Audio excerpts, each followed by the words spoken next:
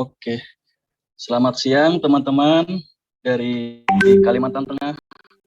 Kami menyapa dari online roadshow Gerakan Nasional 1000 Startup Digital 2002 Kalimantan Tengah dengan tema Inovasi Digital dalam Membangun Potensi Daerah.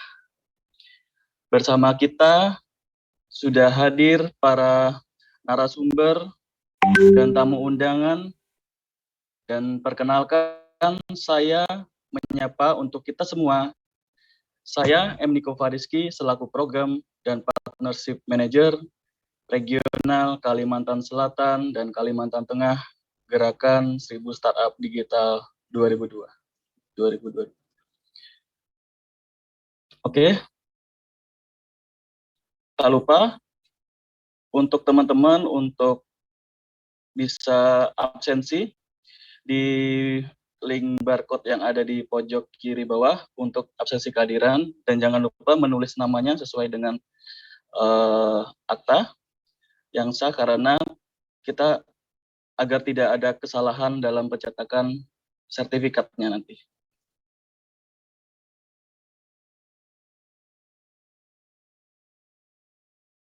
Mari kita saksikan dulu untuk video Kenza berikut.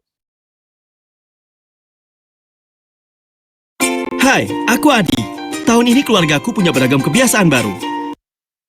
Bapakku lagi suka banget bagiin macam-macam tips. Tips tentang mengurus anak-anak, sampai tips yang bikin si keluarga jadi betah di rumah. Kalau ibu, lagi suka belanja online. Tapi karena suka ikutan kelas online, sekarang jadi malah punya usaha online. Kalau aku, adik dan kakak, lagi seneng cari wawasan baru dari internet. Adik lagi suka seru-seruan belajar online bareng teman-temannya. Si kakak rajin ngasah skill codingnya. Kalau aku lagi semangat belajar bikin startup. Yang seru, nenek sama kakek di kampung. Sekarang jadi suka banget video call aku. Mereka bilang internet di kampung udah lancar. Bisa sering nengok cucu lewat virtual deh. Nah, keluargamu dan banyak keluarga lainnya juga bisa kok punya kebiasaan baru dengan memanfaatkan jaringan internet. Supaya kita bisa bersama-sama berpartisipasi mewujudkan transformasi digital di Indonesia. Indonesia terkoneksi, semakin digital, semakin maju.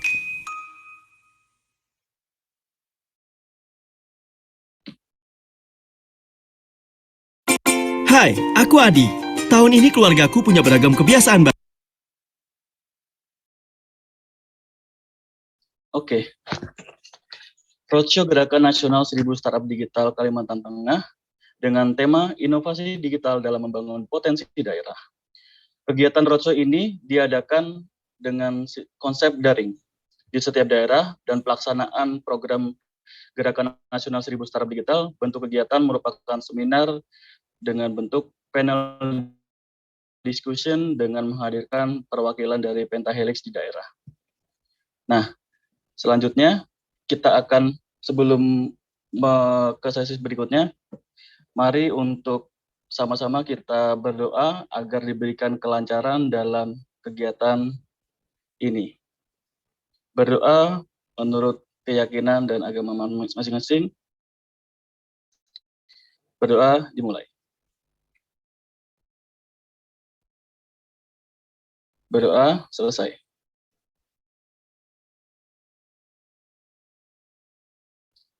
Oke, selanjutnya dimohon teman-teman untuk menyanyikan lagu Indonesia Raya dengan sikap sempurna dari rumahnya masing-masing.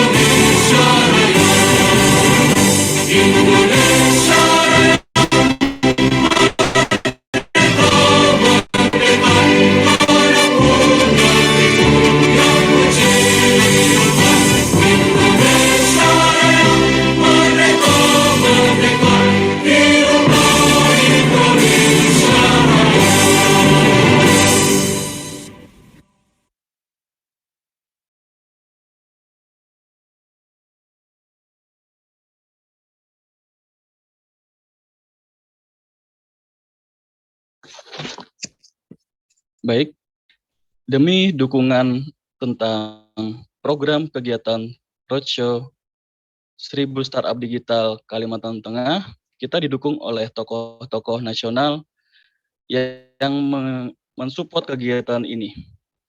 Dan guna di kegiatan ini, sambutan oleh Bapak Sony Sudayana, STM MT, Ketua Tim Startup Digital Kementerian Kominfo Republik Indonesia. Apakah Bapak Sony sudah terhubung dengan kami? Cek, suara saya kedengeran? Siap. Siap, sudah terdengar Mas Sony. Ya, makasih. Siap, sama-sama Mas Sony. Apa kabar Mas? Sehat ya Mas ya? Baik. Oke. Mungkin waktu dan tempat kita persilakan Mas Sony Sudaryana untuk memberikan kata sambutan. Makasih. Mungkin bukan sambutan ya, sharing aja. Yang saya hormati Bu Vivi Arvina dari Dinas Komunikasi Informatika Statistik dan Persandian Kota Palangkaraya dan para pembicara hari ini yang berkenan hadir untuk sharing terhadap teman-teman semua yang ada di Palangkaraya dan sekitarnya. Assalamualaikum warahmatullahi wabarakatuh. Selamat siang, shalom, salam sejahtera bagi kita semua. Om Swastiastu, Namo Buddhaya, salam kebajikan. Dengan penuh kerendahan hati, mari kita sebelumnya kita panjatkan puji syukur kehadirat Allah Subhanahu wa taala karena dengan rahmat dan karunia khususnya nikmat sehat ya dan waktu yang dianugerahkan kepada kita hari ini sehingga kita dapat melaksanakan kegiatan webinar hari ini. Mudah-mudahan kegiatan ini bisa memberikan inspirasi cerdas dan kreatif kepada kita semua dan dicatat menjadi amal ibadah kita semua. Bapak, Ibu, dan adik-adik sekalian, pemerintah Indonesia tengah mendorong transformasi digital dalam 3 elemen esensial, yaitu pemerintahannya, ekonomi, dan masyarakatnya.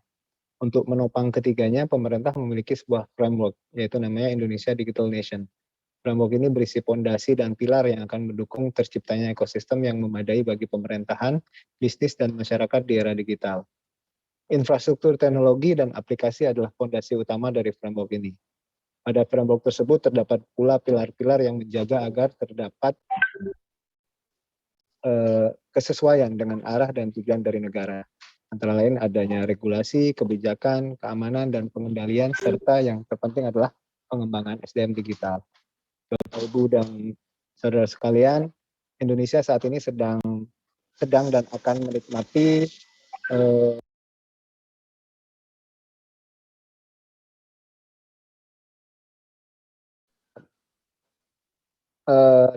Indonesia saat ini sedang menikmati bonus demografi ya. Dalam bonus demografi jumlah masyarakat usia produktif lebih banyak sehingga kesejahteraan dan kemakmuran masyarakat bisa meningkat. Di Indonesia sendiri bonus demografi ditaksirkan terjadi mulai dari tahun 2020 sampai 2030.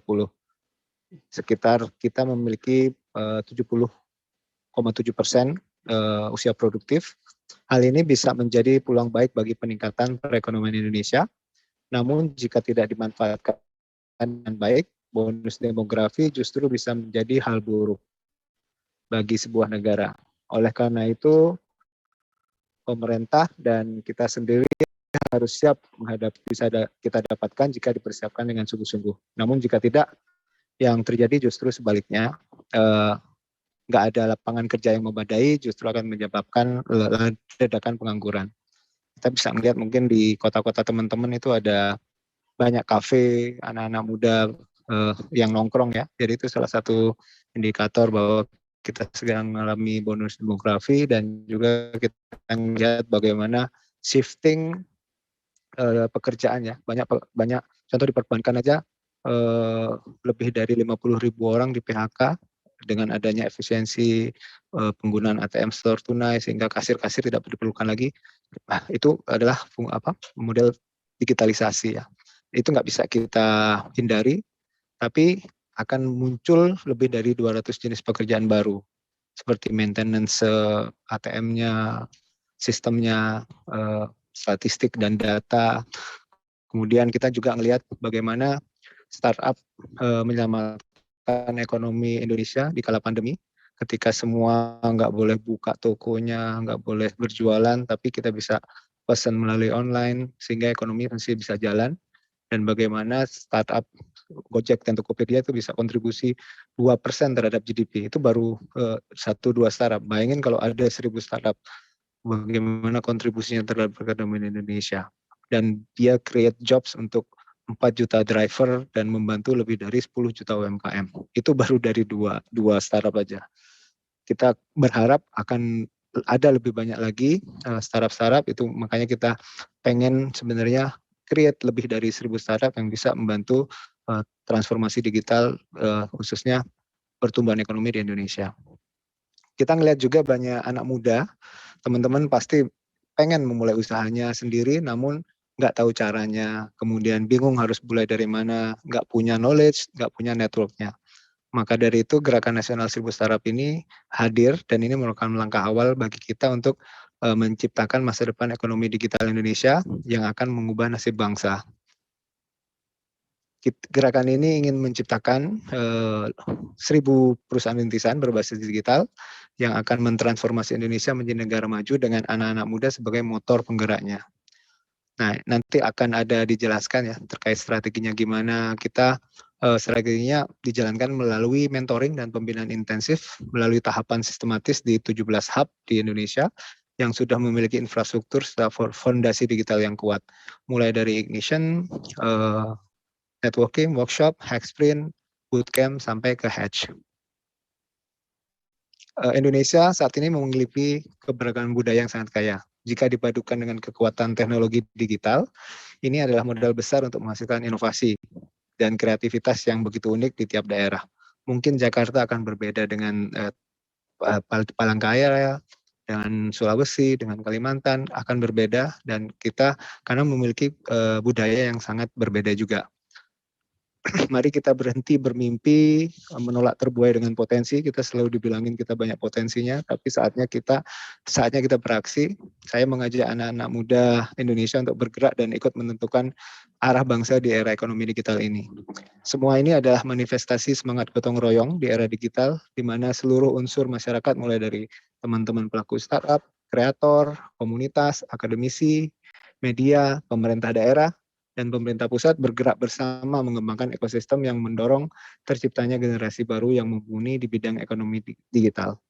Mari kita dukung gerakan ini dengan menyebarkan semangatnya, menyebarkan informasinya, sekaligus terus ikut mendorong perubahan hingga menjadikan Indonesia sebagai digital nation.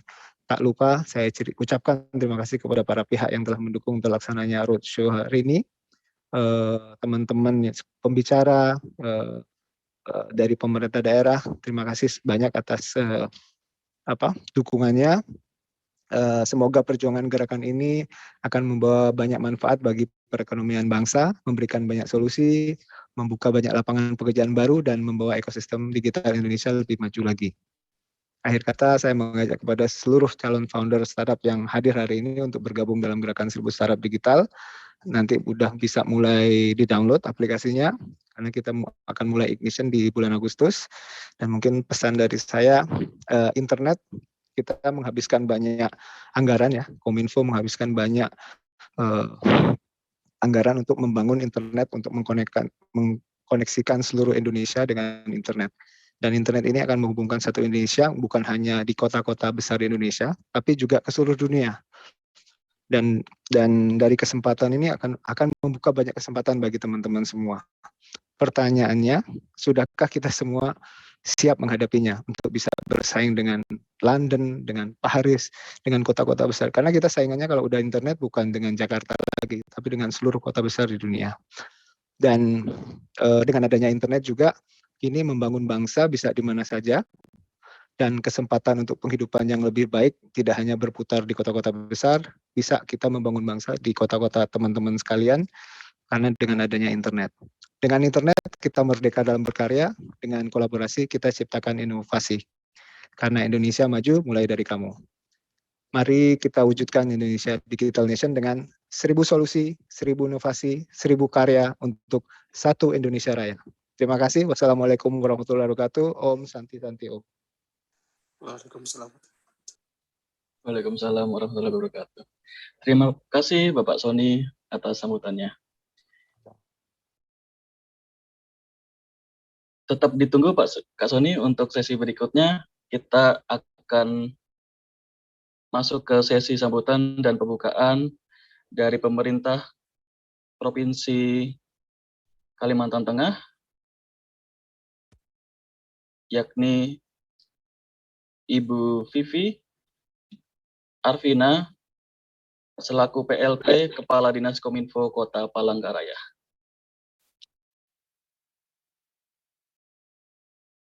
Terima kasih. Assalamualaikum warahmatullahi wabarakatuh. Salam sejahtera untuk kita sekalian. Om Swastiastu, Tabe Salamat Lingkunalatai, Salam Sujud Karende Malempang, Adil Katalino, Bacuramin Kasuraga, Basengat Kajubata. Harus. Selamat siang dan salam sejahtera untuk kita semua. Yang saya hormati Bapak Sony H. Sudaryana, STMT, Ketua Tim Startup Digital Kementerian Kominfo Republik Indonesia. Yang kami hormati Kepala Dinas Kominfo Kota Waringin Timur, yaitu Bapak Multajam STMMT, dan di sebelah saya juga hadir Kepala Bidang Aptika Diskominfo Kota Palangkaraya, yaitu Bapak Alprianto. Yang kami hormati CEO sekaligus founder Kata.ai, Bapak Irsan Raditya. Yang kami hormati Wakil Rektor Universitas Darwan Ali, Bapak Andi Ismail Eskom MM. Yang kami hormati Beta Sianturi, dosen Teknologi Pendidikan Universitas Palangkaraya, Ibu Kuratul Ain, founder Narai Coder, Ketua Program dan Partnership, Manajer Regional Kalimantan Selatan dan Kalimantan Tengah, yaitu Bapak M. Niko Fariski, seluruh peserta yang mengikuti Gerakan Nasional 1000 Startup Digital yang berbahagia. Pertama-tama sebagai umat yang beragama, marilah kita memanjatkan puji dan syukur kehadirat Allah Subhanahu wa Ta'ala, Tuhan yang Maha Esa, atas segala limpahan rahmat, hidayah dan karunia-Nya, sehingga kita diberikan kesehatan dan kesempatan untuk mengikuti Gerakan Nasional 1000 Startup Digital Regional Kalimantan Tengah tahun 2022 secara virtual. Hadirin yang saya hormati, perkembangan dunia digital saat ini telah merubah pola di masyarakat. Fenomena digitalisasi ini sejatinya terjadi di hampir semua sektor, dari mulai sektor bisnis, urusan publik dan pemerintahan, pendidikan, kesehatan, sosial politik, hingga dalam kehidupan domestik atau keluarga. Terlebih pada masa pandemi membuat transformasi digital kian cepat dan tidak terhindari karena sangat dibutuhkan untuk meningkatkan efektivitas bisnis. Adanya perubahan metode bisnis saat ini dari analog ke digital telah merubah mindset pelaku bisnis maupun konsumen. Hadirin sekalian yang berbahagia, berbicara tentang startup, pastinya sudah tidak asing lagi di telinga kita, dan yang terbayang di dalam pikiran kita adalah tentang sebuah perusahaan berbasis teknologi. Startup dapat diartikan sebagai perusahaan modern yang melibatkan teknologi dan inovasi yang dinilai cocok dengan karakteristik milenial dan generasi Z yang melek teknologi. Industri startup yang dulu hanya diminati anak-anak IT, kini mulai diminati dari berbagai latar belakang pendidikan lainnya, baik dari kalangan akademisi, wira swasta, maupun pedagang yang berjualan secara konvensional telah merambah ke ruang startup. Di era transformasi digital seperti sekarang ini, kita telah banyak melihat banyak anak muda Indonesia meraih kesuksesan dari bisnis startup. Berdasarkan data startup ranking per Maret 2022, terdapat 2.331 startup di Indonesia dan menempati posisi 5 teratas di dunia. Dan startup di Indonesia telah banyak mengembangkan bisnisnya di dunia internasional. Bisnis startup telah merambah ke berbagai sektor. Di tahun 2021 hingga saat ini ada beberapa sektor yang dinilai paling potensial untuk berkembang. Sektor-sektor tersebut diantaranya finansial teknologi, kesehatan, e-commerce, logistik, dan pendidikan. Khusus untuk e-commerce dan pendidikan, kedua sektor ini memang sudah terbukti mampu menunjukkan pencapaian gemilang di industri lokal dan global. Hadirin sekalian yang berbahagia, Menteri Komunikasi dan Informatika menyatakan pelaku startup digital perlu memperhatikan 3 aspek tata kelola agar perusahaan tidak mengalami masalah. Tiga aspek itu yakni prinsip usaha atau produk dan servis, skema pembiayaan, dan manajemen. Jadi tiga aspek itu kalau tidak dikelola dengan baik, maka perusahaan akan mengalami masalah. Selain itu, pemerintah mendukung program startup di daerah dengan pembangunan infrastruktur telekomunikasi, sehingga masyarakat di daerah berpeluang membangun ekonomi digital dengan menyiapkan pendampingan agar ekosistem startup digital tetap tumbuh dan berkembang. Pemerintah Kota Palangkaraya akan terus mendukung program dan inovasi warganya dalam mendukung visi misi Wali Kota Palangkaraya yang salah satunya adalah mewujudkan smart ekonomi atau ekonomi cerdas meliputi pengembangan industri, usaha kecil dan menengah, pariwisata, dan perbankan. Dengan terlaksananya program Gerakan Nasional 1000 Startup Digital membawa dampak bagi perkembangan ekonomi di Kota Palangkaraya dan membuka lapangan kerja baru. Dengan ini akhirnya kegiatan Gerakan Nasional 1000 Startup Digital Regional Kalimantan dibuka. Semoga Allah Subhanahu wa Ta'ala, Tuhan Yang Maha Kuasa, selalu menyertai kita dalam setiap aktivitas yang kita laksanakan. Wassalamualaikum warahmatullahi wabarakatuh. Om Santi dan selamat siang. Terima kasih. Baik, terima kasih atas sambutan dari Ibu Vivi. Baik, peserta mungkin bisa mengaktifkan kamera karena kita ingin mendokumentasikan foto bersama dengan Ibu Vivi dan Bapak Sony.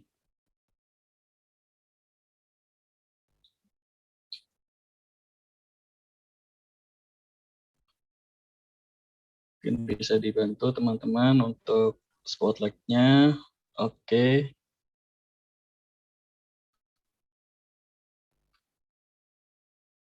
Satu, dua, tiga.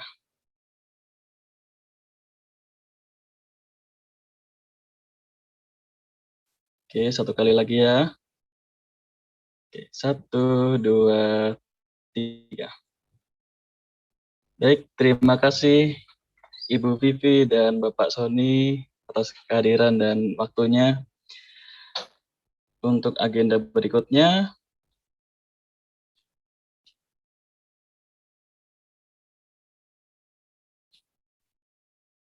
ya, kita masuk ke overview Gerakan Nasional 1000 Startup. Jadi pada video berikut akan menjelaskan bagaimana tahapan-tahapan dari rangkaian kegiatan 1000 Startup Digital tahun 2022. Berikut videonya.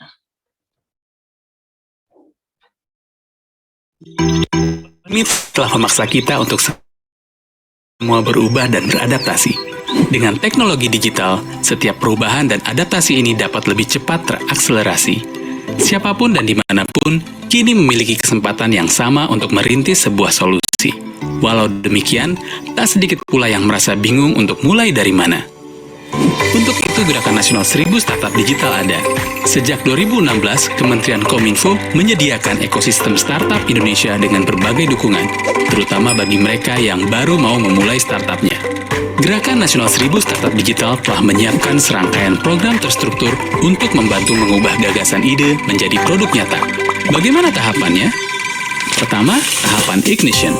Tahapan ini berupa rangkaian seminar yang akan membuka wawasan dan memberi pola pikir baru buat kamu tentang ekosistem startup. Setelah tahapan Ignition, kamu akan memasuki tahapan kedua, yaitu tahapan Networking. Di tahap ini, kamu berjejaring dalam forum digital di mana kamu dapat mulai berkenalan dengan banyak peserta, pelaku, dan praktisi digital se-Indonesia. Dari forum ini, kalian bisa menemukan co-founder atau mitra kerja dengan visi dan misi yang sama untuk membangun tim kamu dengan keterampilan digital atau bisnis yang sesuai. Kemudian tahapan workshop. Tahapan ini merupakan pembekalan pengetahuan operasional dan manajerial tentang membangun startup dari ide hingga launching dari banyak pakar, praktisi, dan profesional di dunia startup digital. Untuk memulai tahapan ini, kamu harus sudah membangun tim dengan 3 komposisi peran dasar. yaitu hacker, hipster, dan hustler. Hacker adalah orang yang memiliki keahlian di bidang pemrograman. Hipster adalah mereka yang memiliki kemampuan desain. Hustler adalah orang yang memiliki keahlian komunikasi, membangun network, serta melihat peluang bisnis. Berikutnya adalah tahapan yang lebih menantang, yaitu tahapan hack sprint. Di tahap ini, kamu akan ditantang untuk membuat bentukan awal dari solusi digitalmu bersama dengan tim. Apakah sulit membuat prototipe? Awalnya iya, tapi tenang. Kamu akan dibimbing oleh mentor praktisi startup dengan teknologi dalam mewujudkan gagasanmu menjadi prototipe dengan metode yang sistematis. Setelah kamu punya prototipe dari solusi digitalmu, maka kamu akan memasuki tahapan yang tak kalah menegangkan, yaitu tahapan bootcamp. Untuk dapat masuk ke dalam tahapan ini, kamu harus menyempurnakan prototipe. Prototipemu akan diberi komentar dan saran dari para mentor ahli di bidang terkait. Dengan fokus pembahasan terkait pada produk, market research, dan business model, mereka akan membantumu untuk melihat apakah pengembangan solusi digitalmu menjawab permasalahan yang kamu tuju. Memasuki tahapan terakhir adalah tahapan incubation.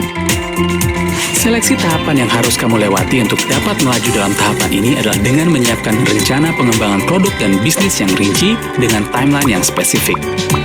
Karena hanya mereka yang produk dan rencananya paling siap yang dapat lolos ke tahapan ini. Setelah terpilih masuk, kamu dan tim akan mendapatkan bimbingan yang intensif melalui rangkaian sesi diskusi dengan para mentor. Setelahnya, akan ada demo day sebagai kesempatanmu untuk mengenalkan solusi digitalmu pada masyarakat. Dari semua tahapan-tahapan inilah akan lahir banyak sekali pendiri startup baru Indonesia. Dari sini pula lah akan banyak muncul solusi-solusi digital baru yang akan menjawab permasalahan. Nah, perlu dicatat bahwa rangkaian kegiatan ini bukanlah perlombaan, tetapi sebuah bentuk pembinaan untuk kamu yang ingin merintis solusi yang tepat sasaran. Kini saatnya kita semua dapat memanfaatkan peluang besar dari 1000 startup digital untuk merintis solusi di daerah maupun lingkungan kita. Dengan gerakan ini akan tumbuh makin banyak lagi rintisan-rintisan baru untuk memajukan daerah, desa, kota, bahkan Indonesia. Karena Indonesia maju, mulai dari kamu.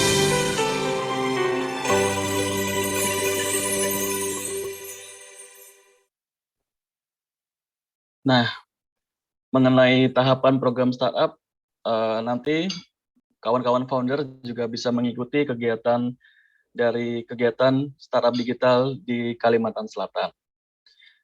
Karena memang di tahun pertama ini untuk Kalimantan Selatan dan Kalimantan Tengah ya, banyak mungkin yang dibingungkan dari bagaimana sih cara bikin startup yang baik dan benar gitu kan dari teman-teman juga, dan bagaimana sih kita bisa dapat mentoring, bagaimana kita bisa mendapatkan edukasi dari bagaimana kita bisa membangun produk yang baik. Nah, untuk menjawab pertanyaan-pertanyaan tersebut, kita akan masuk ke keynote session bersama keynote speaker kita dari Kata.ai, Bapak Irzan Raditya selaku CEO dan founder Kata.ai. Halo Mas Irzan. Halo, selamat siang Mas Niko dan rekan-rekan sekalian, apa kabar? Baik. Nah, Mas Irzan ini adalah CEO dan founders dari Kata.ai. Mungkin untuk sharing pengalaman dan bagaimana menciptakan inovasi startup digital sesuai kebutuhan pasar, sesi kali ini kita serahkan kepada Mas Irzan Raditya. Waktu dipersilakan. Baik, terima kasih Mas Niko. Assalamualaikum warahmatullahi wabarakatuh. Selamat siang teman-teman sekalian. Terima kasih banyak kepada 1000 Startup Digital dan teman-teman dari panitia terkait atas undangannya. Senang sekali melihat antusiasme teman-teman di sini yang sudah join ke sesi kali ini. Izinkan saya untuk share screen mengenai yang akan saya share. Sebentar.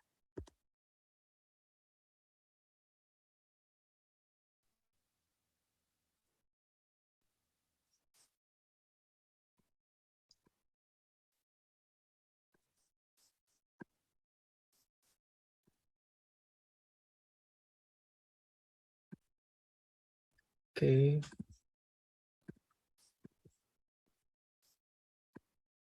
Oke, baik. Saya rasa teman-teman sekalian sudah bisa melihat screen saya ya. Ya, perkenalkan, nama saya Irzan, saya co-founder dan CEO dari Kata.ai. Sebelumnya saya mengenyam pendidikan di HTW Berlin di Jerman, jurusan Computer Science. Jadi saya ini punya background di programming atau sebagai developer itu dari tahun 2011 sampai di tahun 2013. Kemudian saya beralih haluan dari engineering ke product management, di mana sebagai profesional, karir terakhir saya menjadi Head of Mobile Product di perusahaan bernama Takeaway.com. Bisa dibilang itu GoFood-nya Eropa lah ya, kayak gitu sih. Dulu saya megang 2 negara di Jerman dan juga di Belanda. Setelah menjalankan Kata.ai, saya juga sempat ambil Executive Education Program di Harvard Business School terkait scaling entrepreneurial ventures. Nah, sedikit perkenalan, mungkin bagi rekan-rekan, teman-teman di sini yang belum pernah dengar Kata.ai, jadi Kata.ai itu apa sih? Jadi kami adalah platform terkait artificial intelligence customer experience, di mana kami membantu para bisnis-bisnis di Indonesia meningkatkan customer engagement mereka menggunakan teknologi otomasi dan juga artificial intelligence. Sejauh ini kami sudah dipercaya oleh lebih dari 170 perusahaan dan juga instansi pemerintahan dalam menggunakan otomasi dan juga kecerdasan artifisial atau AI. 4 juta pengguna langsung atau end users dari para bisnis tersebut mengakses teknologi kami, dan sejauh ini kami sudah memproses lebih dari 1,5 miliar percakapan. Nah, ini beberapa mitra-mitra kami dari mulai Telkom, Accenture, Meta, dan lain-lainnya juga. Dan kami juga bisa berdiri sekarang juga berkat dukungan para venture capital ternama dari berbagai macam belahan dunia, baik dari TPTF dari Taiwan dan ada dari Indonesia, MDI Ventures, dan juga lain-lainnya di sini. Nah, ini beberapa snapshot dari customer-customer Kata.ai, berbagai macam industri, dari mulai telekomunikasi, perbankan, teknologi startup, lalu juga pemerintahan, retail, FMCG, dan lain-lainnya. Nah, kami pun juga bersyukur sekali dipercaya oleh Kemenristek BRIN pada tahun 2019 menjadi salah satu Dewan Pengarah dalam penyusunan Indonesia's Artificial Intelligence Roadmap atau Roadmap Kecerdasan Artifisial Indonesia 2045. Sebagai gambaran, untuk teman-teman di sini bahwa apa yang Kata.ai berikan adalah kami adalah perusahaan bergerak di bidang B2B SaaS atau Software as a Service. Jadi yang kami berikan adalah software atau tool bagi para software developer ataupun para profesional bisa mengembangkan chatbot mereka menggunakan aplikasi messaging seperti WhatsApp, Instagram, Facebook Messenger, Telegram, menggunakan teknologi NLP atau AI juga di sini. Jadi kurang lebih seperti apa sih yang Kata.ai di sini upayakan ya, dari sisi teknologi dan produk yang kami berikan kepada market. Jadi menggunakan teknologi NLU atau Natural Language Understanding, dari gaya bahasa seperti ini, katakan ini satu perusahaan telekomunikasi, kita bisa tahu ada informasi apa saja di sini. Dari mulai intentnya untuk pembelian sesuatu, confidence rate, sentimennya, bahkan informasi terkait seperti tipe produk, allowance-nya, berapa kuotanya di sini ya, kontennya apa, dan juga harganya berapa, budgetnya yang ingin di-spend. Nah, perjalanan kami bisa sampai sekarang itu bisa dibilang tidak mulus ya, bisa dibilang banyak sekali lika-likunya, atau seperti roller coaster, naik turun lah, itulah perjalanan startup. Jadi kalau misalkan teman-teman, wah startup itu langsung kayak hockey stick gitu pertumbuhannya, itu nggak selalu kayak gitulah ya. Nah, awalnya kami ini sebelum menjadi perusahaan B2B, kami perusahaan B2C. Selama kurang lebih 1,5 tahun namanya YesBoss, dari tahun 2015 sampai 2016. Memberikan layanan ASR virtual melalui SMS untuk berbagai macam hal, dari mulai belanja, pesan kendaraan, misalkan untuk pesan tiket pesawat, pesan reservasi di hotel, termasuk bisa curhat juga dengan asisten virtual di sana. Nah, lalu tahun 2017 kami melihat bahwa pertumbuhan AI ini sangat rapid dan juga banyak opportunity yang dibutuhkan oleh B2B atau perusahaan besar. Kami mendapatkan kepercayaan dari Unilever Indonesia. Waktu itu kami akhirnya shifting dari YesBoss menjadi Kata.ai. Unilever menjadi salah satu customer kami, di mana kami membangun satu teman virtual namanya Jema yang ada di Line gitu ya. Nah, di Line itu Jema mendapatkan 40 juta percakapan dalam kurun waktu 1 tahun. Tapi kami merasa bahwa kalau Unilever butuh sebagai perusahaan FMCG di Indonesia, berarti perusahaan FMCG lainnya juga butuh. Kalau perusahaan FMCG butuh, berarti perusahaan yang mereka memiliki konsumen banyak juga butuhkan, termasuk telekomunikasi, layanan finansial atau perbankan, asuransi, retail, e-commerce, dan lain-lainnya. Akhirnya di tahun 2017 akhir, kami pivot lagi menjadi platform model, di mana kami mengembangkan satu platform yang bisa digunakan oleh berbagai macam pengembang software, software developer, teknologi consultant, untuk mengembangkan chatbot mereka berbasis AI tanpa kami harus menjahit kebutuhan customer satu persatu, bisa dibilang seperti itu. Dan alhasil, alhamdulillah sekarang sudah proses lebih dari 1,5 miliar percakapan dalam kurun waktu bisa dibilang 5 tahun. Nah, seperti apa sih perjalanan kami di sini ya? Jadi, ini bisa dibilang framework secara pada umumnya. Di masa awal itu fokusnya adalah problem solution fit di sini. Jadi, harus tahu dulu masalah apa yang ingin dipecahkan, lalu kira-kira solusinya apa nih yang bisa dikembangkan ke sana. Tidak harus dalam bentuk produk yang sudah jadi gitu ya. Bisa dalam bentuk MVP juga, atau bahkan nggak harus dalam bentuk satu aplikasi atau misalkan satu software. Bisa saja solusinya seperti kayak menggunakan Google Form atau hal lainnya. Seperti apa sih di sini gambarannya? Jadi pastinya untuk mencari problem yang worth solving, alias masalah-masalah yang besar yang emang dirasa teman-teman punya passion, punya purpose untuk memecahkan masalah tersebut gitu ya. Yang kedua, cari solusi yang paling mudah bagaimana masalah ini bisa dipecahkan. Jadi fokus untuk ke beberapa pelanggan dulu, nggak usah banyak-banyak, kita nggak usah ngomong 1.000 atau bahkan ratusan ribu. Cari 10 katakan calon customer, calon pelanggan yang memiliki masalah tersebut, and then kita bantu ke sana. Apa yang kita bisa bantu mereka? Caranya seperti apa? Di sini kita bisa menggunakan customer interviews. Jadi kita nggak usah fokus kepada hal-hal yang scalable atau misalkan yang bisa katakan langsung dipakai oleh ribuan orang dalam satu waktu. Di sini perlu pendekatan yang lumayan intensif, kita berbicara, berdiskusi dengan para persona atau para target pelanggan yang mereka memiliki masalah tersebut. Di sana kita bisa menangkap ibaratnya informasinya, keluh kesahnya, masalah yang mereka hadapi. Bisa juga kita bisa meng-capture informasi tersebut hanya dengan satu landing page di website. Di sana kita bisa tahu, oh kita buat landing page, kita iklanin lah, misalkan di Instagram, ya, di Twitter, di platform lain-lainnya, di TikTok gitu ya. Nanti kita bisa lihat demand yang masuk seberapa banyak, dan masalah yang mereka punya apa. Kita bisa bikin form di sana. Nah, istilah di sini fake it till you make it. Atau ada istilah lain tuh Flintstoning. Teman-teman yang tahu kartun Flintstone nggak? Nah, si Fred Flintstone itu mungkin yang umuran saya sama Mas Niko tahu kali ya. Cuma kalau yang masih muda-muda mungkin nggak tahu Flintstone. Jadi Flintstone itu ceritanya ya dia di masa zaman batu gitu, zaman dinosaurus, dia tuh naik mobil, tapi dia jalan mobil pakai kaki gitu ya. Jadi bukan pakai teknologi tuh, pakai kaki, alias Flintstoning istilahnya.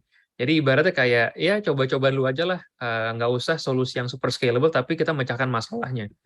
Nah, yang paling penting adalah sekarang kita tahu ya, teman-teman mungkin sering dengar lah istilah tech bubble, startup winter ya, susahnya mencari pendanaan.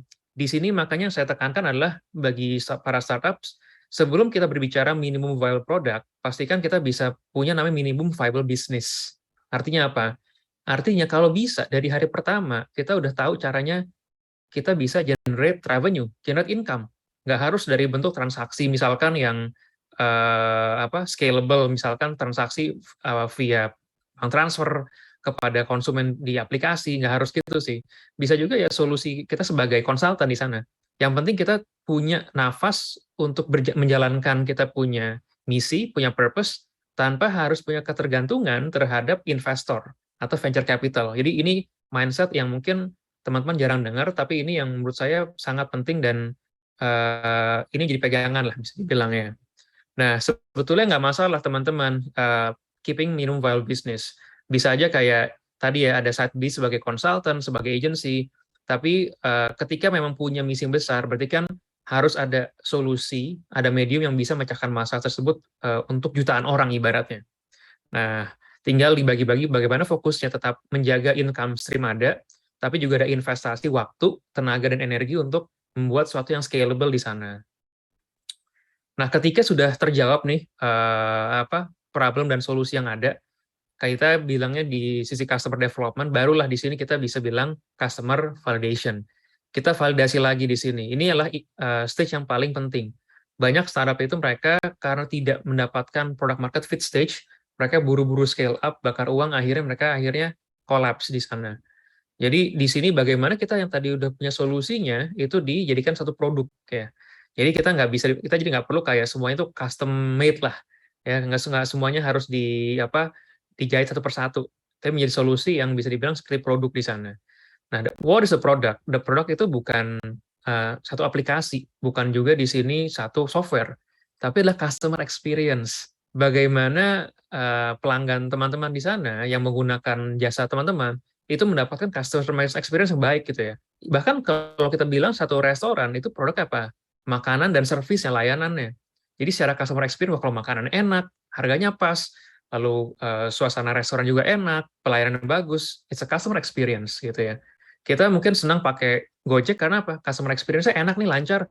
Kita nggak usah mau pesan makanan pakai GoFood, nggak usah cari kendaraan dulu, kita nggak usah keluarin mobil atau motor di parkiran ya, macet-macetan di jalan, nunggu di luar. Tapi kita tinggal klik, kita bayar, kita nunggu aja di rumah. It's customer experience di sana. Nah, ketika misalkan kita udah bisa menciptakan customer experience yang menyenangkan atau delightful, eventually pada akhirnya nanti organic growth atau pertumbuhan, traction yang orang-orang akan pakai produk teman-teman itu akan terjadi dalam sendirinya. Karena misalkan ketika saya puas dalam satu langganan, dalam satu layanan, tanpa misalkan diminta gitu ya oleh satu perusahaan tersebut, saya akan bilang ke teman-teman saya, ke keluarga, katakan juga ke teman-teman, pakai aplikasi ini aja nih, enak loh. Saya dapat pesanan saya dalam kurun waktu 10 menit doang gitu ya. Dan harganya juga pas gitu. Itu akan terjadi dalam sendirinya. Jadi building produk yang memang bisa memecahkan masalah dan juga memberikan customer experience yang menarik di sini. Baru dari sana kita berbicara soal scale up gitu ya. Nah, disinilah baru katakan kita sudah kuat dalam satu target market tertentu. Oh, misalkan nih solusi kita sudah kuat dipakai masyarakat di Kalimantan.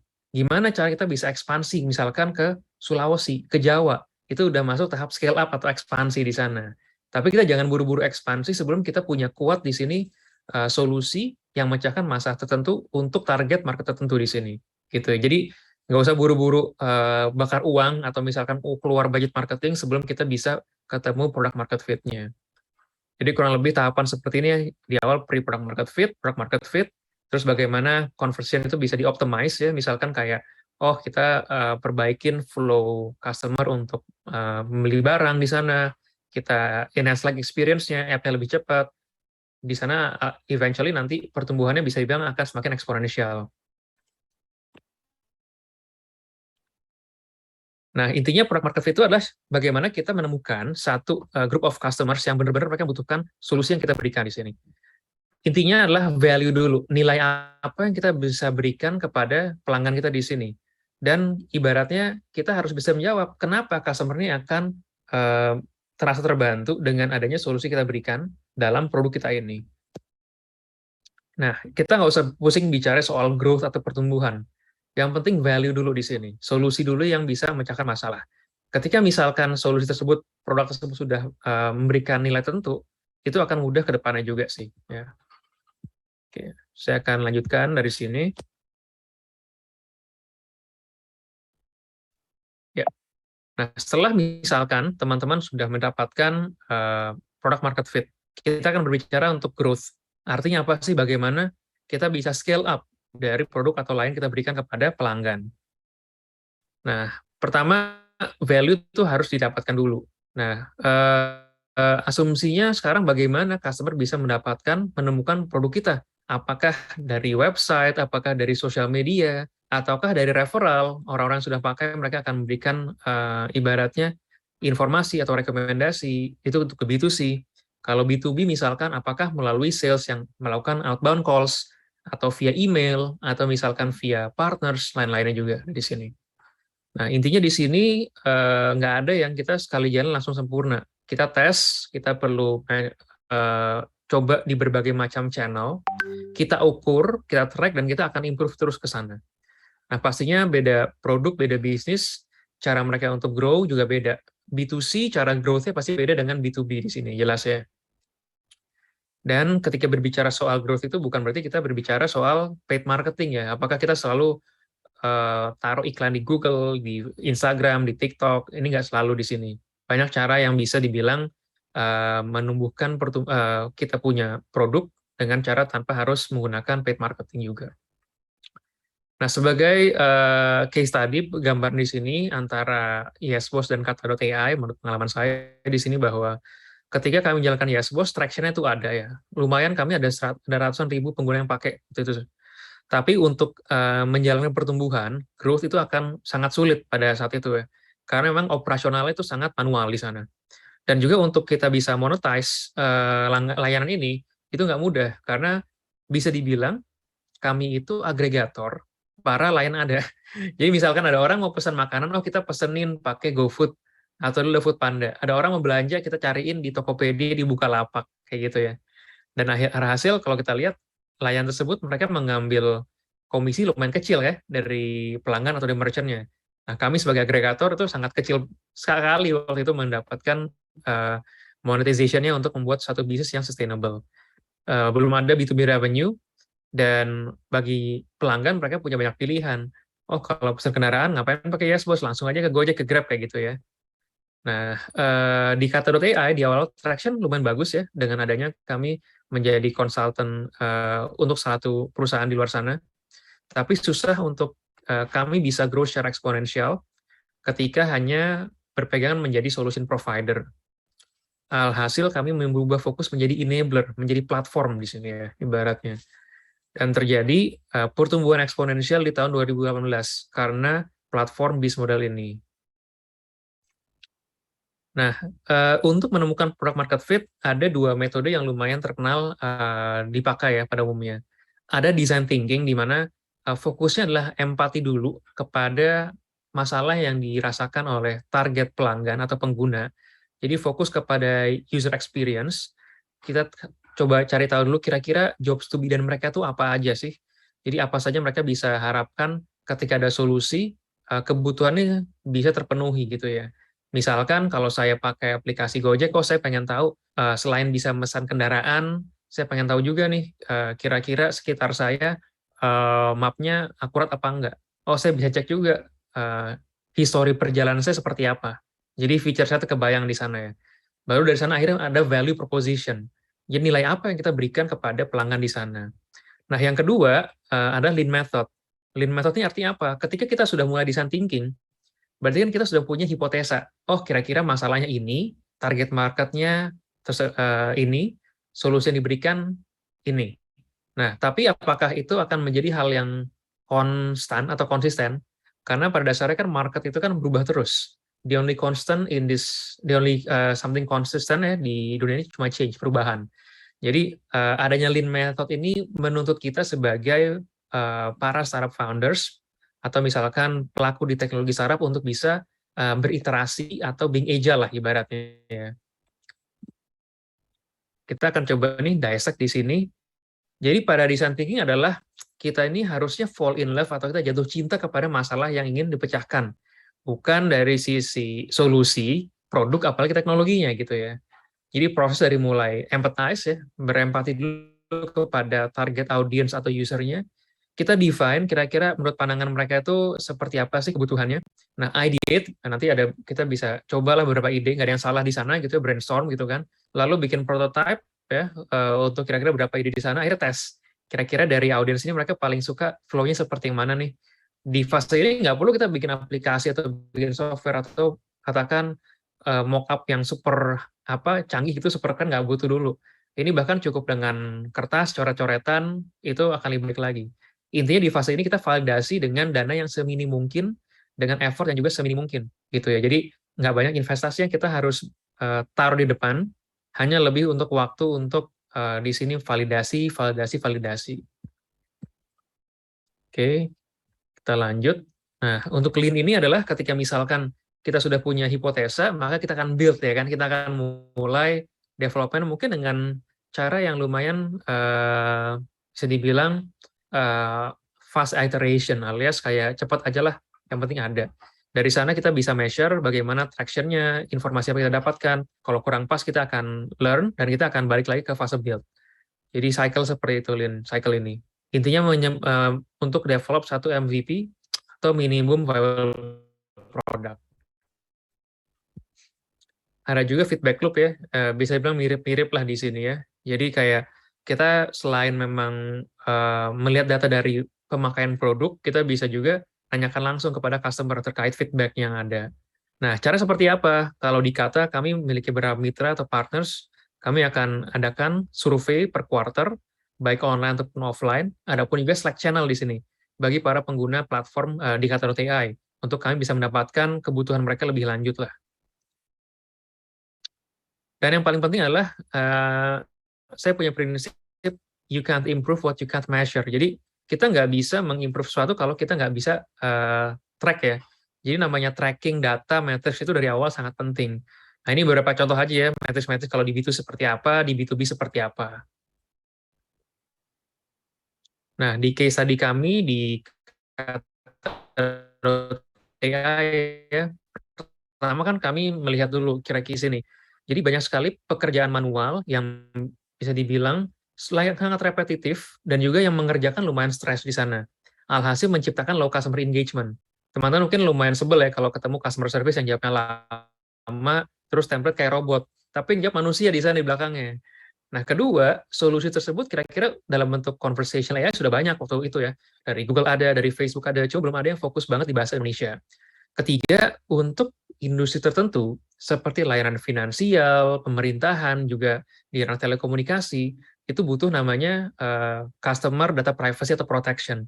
Alhasil software yang kami punya harus bisa ditaruh di server mereka, jadi nggak bisa di on cloud. Nah, pemain-pemain luar, mereka semua solusi software itu on cloud, ya, di Google, di AWS, di Azure, nggak ada yang bisa di server. Dan para bisnis itu juga mengalami kesulitan karena tidak memiliki expertise di ranah artificial intelligence. Alhasil, kami menciptakan solusi chatbot bagi perusahaan besar di Indonesia. Kenapa perusahaan besar? Karena bisa dibilang yang memiliki masalah besar tersebut adalah perusahaan yang memiliki ratusan ribu atau jutaan pelanggan. Paling tidak mereka memiliki 20 customer service agents. Dari sana, kita harus bisa cek juga, oh, solusi sudah pas, tapi kira-kira marketnya seberapa besar, ya kan? Untuk kita miliki solu produk atau misalkan bisnis yang bisa jalan secara profitable, itu nggak masalah ya. Tapi misalkan teman-teman punya ambisi, bagaimana bisnis saya bisa lebih besar lagi jangkauannya, misalkan tidak hanya di Indonesia, tapi juga Asia Tenggara, oleh karena itu butuh suntikan dana dari investor, dari venture capital. Di sana kita butuh tahu, kira-kira market size-nya sebesar apa nih? Kira-kira berapa miliar dolar nih per tahunnya? Cara menghitungnya seperti apa? Pada kasus di kami hitung biaya customer service, kira-kira berapa sih yang bisa digantikan oleh AI? Katakan dari pengeluaran customer service di Indonesia, 70% bisa digantikan oleh AI. Kedua, selain pemotongan biaya, kira-kira adakah opportunity untuk menciptakan revenue stream baru dari sana? Gitu ya. Ketiga juga, apalagi yang bisa dioptimalkan? Oh, misalkan biaya marketing menggunakan AI chatbot. Berapa persen sih bisa digantikan oleh solusi ini? Kurang lebih seperti itu. Nah, ini beberapa contoh hasilnya. Ini data kami bisa dibilang 4 tahun lalu ya. Jadi setelah kami melakukan iterasi terus, terjadi pertumbuhan eksponensial, teman-teman. 2012 punya 4 pelanggan, dan tahun 2016 kami punya 27 pelanggan. Alias pertumbuhan itu hampir 7 kali lipat. Kemudian pengguna aktif atau monthly active users juga meningkat drastis. Dari yang hanya 210.000 di tahun 2017, meningkat 845.000, alias 300%. Sama hal dengan jumlah percakapan yang kami handle dari tahun 2016 ke 2018. Jadi inilah gunanya kita bisa membentuk product market fit, kita bisa beriterasi, kita memiliki hipotesa, baru kita berpikir soal growth di sana. Nah, ini beberapa case study dari beberapa pelanggan kami yang sukses menggunakan teknologi Kata.ai, dari mulai engagement yang tinggi dari pelanggannya, ROI yang sangat fantastis, termasuk juga pengurangan biaya operasional yang mereka dapatkan, dan juga peningkatan sales menggunakan teknologi yang kami berikan di sini. Nah, ini saya sempat ikut training di Microsoft di India, ini sangat berkesan ya. Jadi bagi startup untuk dia bisa berkembang terus ya, itu harus bisa menjadi being the creator di Brahma gitu, atau menjadi penciptanya, lalu menjadi Vishnu, bagaimana produk tersebut dikembangkan ya, terakhir jadi Shiva. Jadi misalkan produk tersebut sudah tidak relevan, kita harus pivot, you have to destroy it. Kita harus berubah direksi ya. Contohnya seperti Facebook aja teman-teman ya. Mungkin sekarang kita udah jarang pakai Facebook gitu ya, yang pakai banyak orang tua kita. Cuma akhirnya Facebook mereka tahu, mereka nggak relevan lagi di kalangan anak muda. Akhirnya mereka akuisi Instagram, di sana pertumbuhan Instagram yang Facebook yang sekarang sangat bermunculan lah ya. Jadi that's the life cycle of a startup bisa dibilang.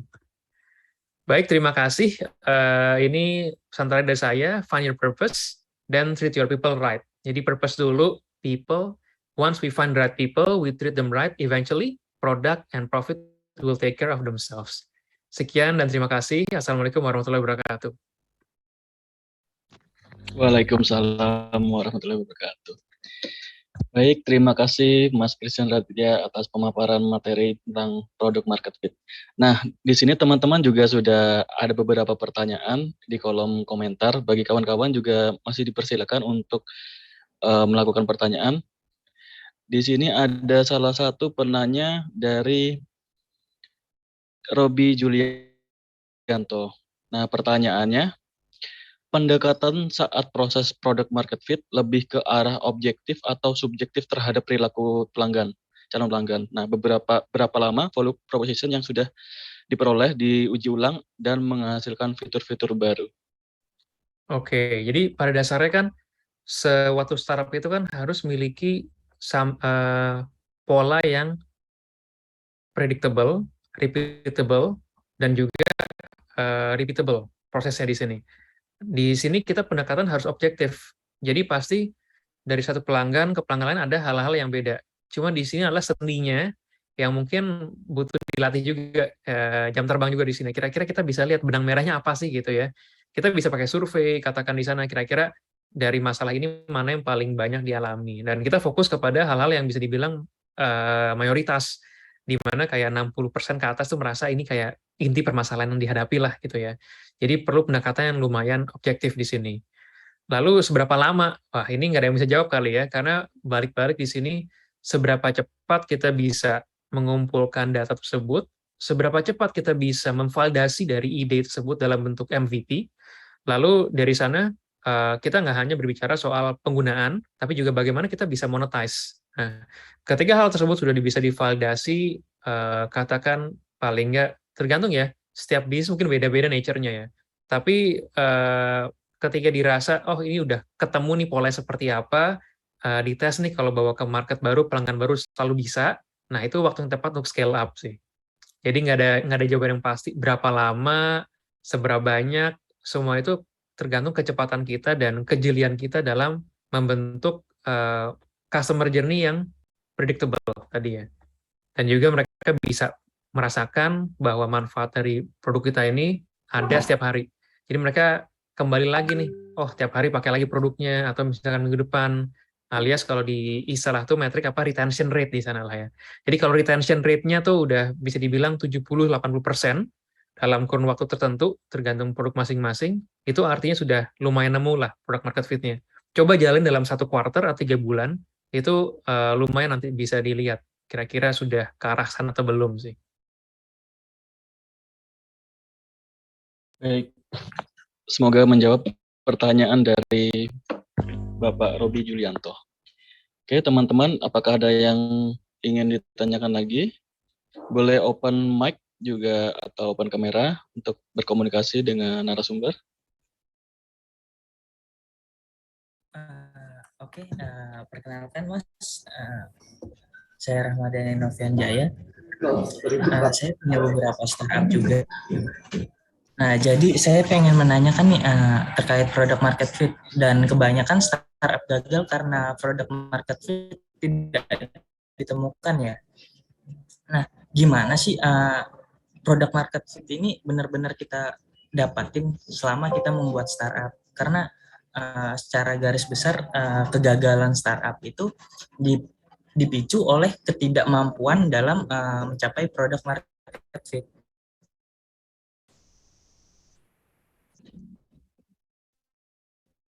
Oke, terima kasih Ramadhan Novian ya buat gimana cara pertanyaannya. terbaik dan cara Iya, sebetulnya tadi udah saya bahas juga untuk bagaimana caranya di sana ya. Jadi intinya kan validasi dulu. Dengan cara apa tadi? Dengan design thinking, dengan lean method. Jadi itu dua cara utamanya. Nah, tapi yang paling penting adalah katakan teman-teman sudah melalui fase tersebut, sudah ada fase design thinking juga, sudah mulai bikin MVP juga. Yang paling penting adalah teman-teman nanti ketika jalan produknya, katakan dalam 1 bulan, kita bisa survei juga ke penggunanya. Kira-kira fitur-fitur apa mereka suka, apa yang mereka kurang suka dari sana. Nah, dari situ kita bisa lihat, oh kira-kira ini yang katakan fitur yang emang dirasa bermanfaat, ini juga kira-kira yang mungkin perlu diimprove ke depannya. Itu dari sisi fitur. Yang satu lagi adalah kita perlu lihat background mereka seperti apa. Oh, katakan kita bikin satu software, ini sebetulnya bisa dipakai oleh siapapun. Tapi ternyata ini lebih bermanfaat bagi katakan ya, startup founder gitu ya. Berarti kalau gitu kita fokus ke market startup founder aja nih, kita nggak usah cari orang sales, cari orang marketing untuk produk yang kita kembangkan di sana. Jadi balik-balik kayak target marketnya harus pas dulu, di siapa produk kita ini paling pas. Nah ini butuh banyak kualitatif dan juga kuantitatif survei juga kepada pelanggan yang sudah pakai kita punya MVP di sana. Kira-kira sudah aja belum ya, Novian? Lumayan sudah bisa menjawab, Mas Firjan. Terima kasih. Oke. Baik, terima kasih. Nah, kita saat ini untuk penanya selanjutnya mungkin nanti akan kita simpan untuk di sesi diskusi panel. Bisa tetap menanyakan tentang materi produk market fit, kita akan simpan di sesi tersebut. Oke, terima kasih Mas Izran Raditya dan tetap stay karena sesaat lagi kita akan memasuki sesi diskusi panel.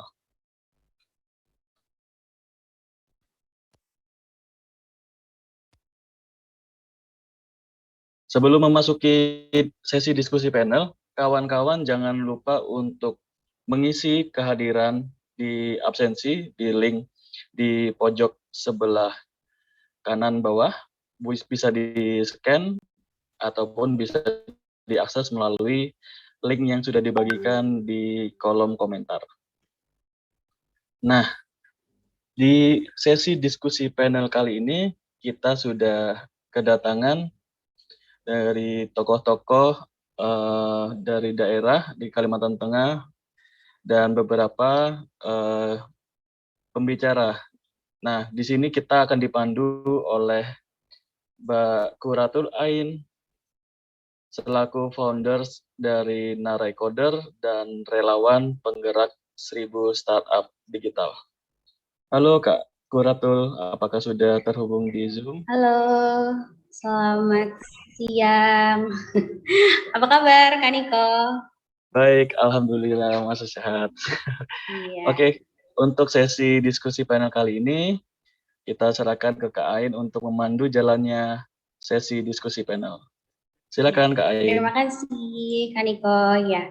Assalamualaikum warahmatullahi wabarakatuh. Wah, senang sekali nih teman-teman, kita ketemu lagi di Roadshow Kalimantan Tengah tahun 2022 ya, di sesi diskusi yang dimana Roadshow Kalimantan Tengah tahun ini kita kolaborasi sama pemerintah Kota Palangkaraya, dalam hal ini Diskominfo, dan tentunya terima kasih juga buat startup Borneo yang sudah mengajak Narecoder untuk berkolaborasi bersama juga Teknopreneur Palangkaraya, Founders Live Palangkaraya, PT Borneo Squad Digital, IAII Kalteng, Gradasi Kalteng, dan juga beberapa universitas. Dalam hal ini ada Universitas Darun Ali, Universitas Lambung Mangkurat di Banjarmasin, Universitas Palangkaraya tentunya, dan juga Politeknik Negeri Banjarmasin, serta STIMIK Palangkaraya.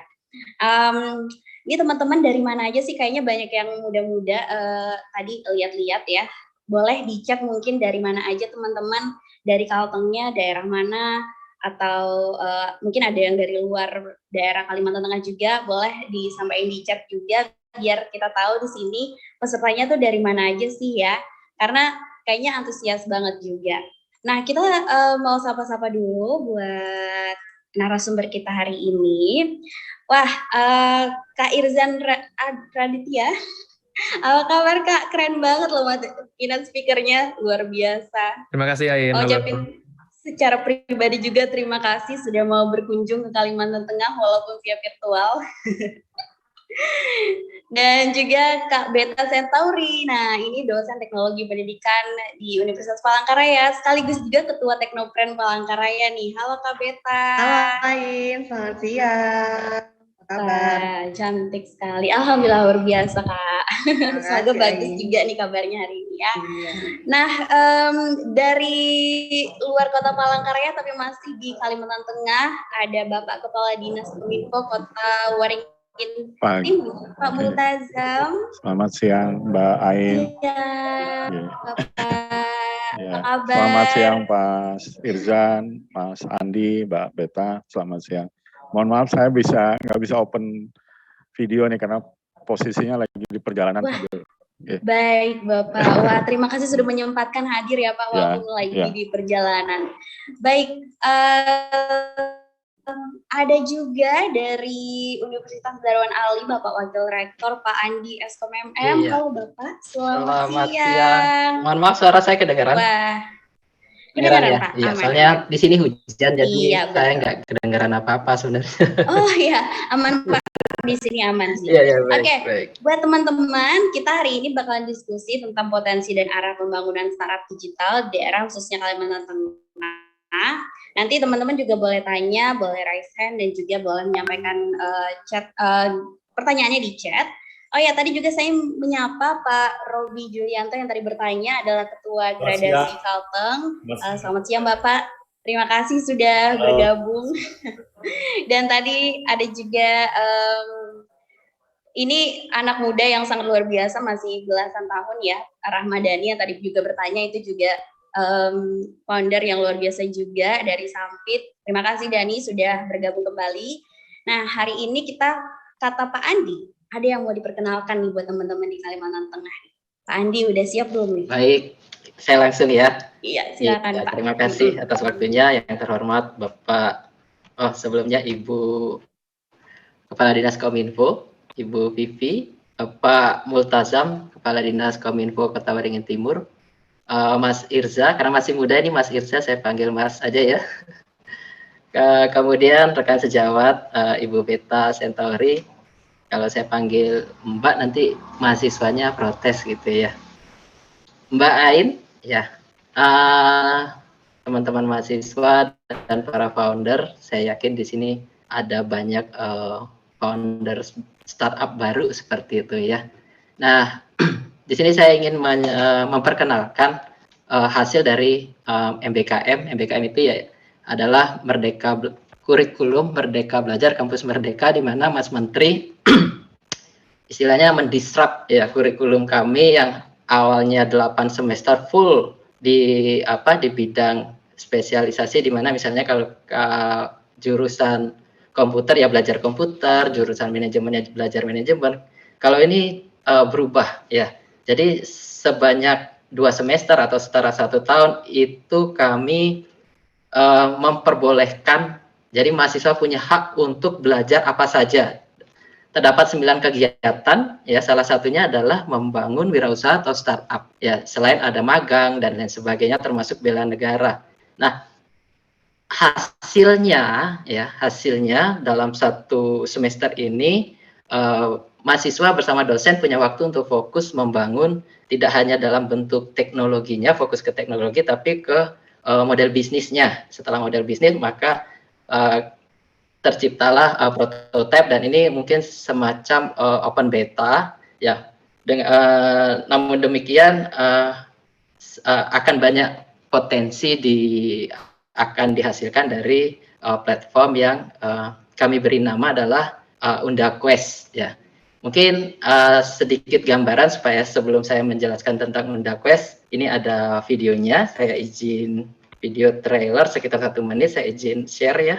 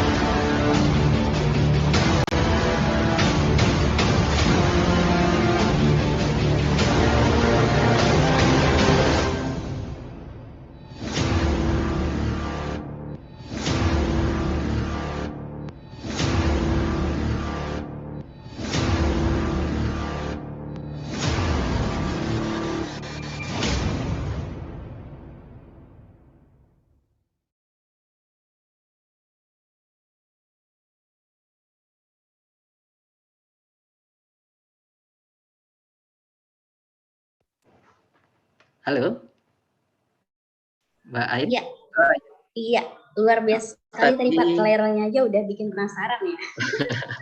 Ya, ini karya mahasiswa bersama bimbingan dosen. Nah, intinya kami membangun platform metaverse, tapi tidak seperti metaverse pada umumnya ya, di mana metaverse yang saat ini adalah yang pertama, metaverse-nya terlalu kapitalis gitu ya, belum apa-apa sudah jualan tanah, NFT dan sebagainya gitu. Padahal sebenarnya fungsi dari metaverse itu bisa jauh lebih banyak digunakan gitu ya. Yang kedua adalah teknologinya terlalu mahal gitu ya. Mungkin untuk negara di barat sana oke lah, tapi kalau kita implementasikan di Indonesia akan banyak tidak bisa terlalu banyak digunakan seperti itu ya, karena alatnya saja untuk VR-nya saja sudah mahal gitu ya. Belum lagi kalau tidak pakai VR, misalnya pakai perangkat lainnya, karena dia berbentuk environment yang 3 dimensi, itu juga butuh hardware yang lebih tinggi gitu ya. Dan kita juga sebenarnya cukup bangga bahwa saya baru membaca bahwa di Telkom sudah meluncurkan metaverse-nya, namanya adalah Metanesia seperti itu ya. Saya sudah download di app-nya. Itu tadi sebenarnya luar biasa dan kita juga bangga ya punya metaverse. Namun metaverse kami ini bukan seperti itu ya. Jadi metaverse kami itu adalah sosial metaverse di mana teman-teman di sini bisa langsung akses ya, alamatnya unda.quest seperti itu. Jadi kalau yang saya share di sini ada unda.quest, itu sudah online. Jadi tinggal di login saja, langsung login misalnya seperti ini ya. Ketik unda.quest dan ini bisa diakses di HP tanpa harus install app ya. Jadi hanya pakai browser masing-masing gitu ya. Kemudian sign in. Dan tinggal login aja langsung pakai akun Google atau email Google-nya masing-masing dan teman-teman bisa langsung terhubung ya.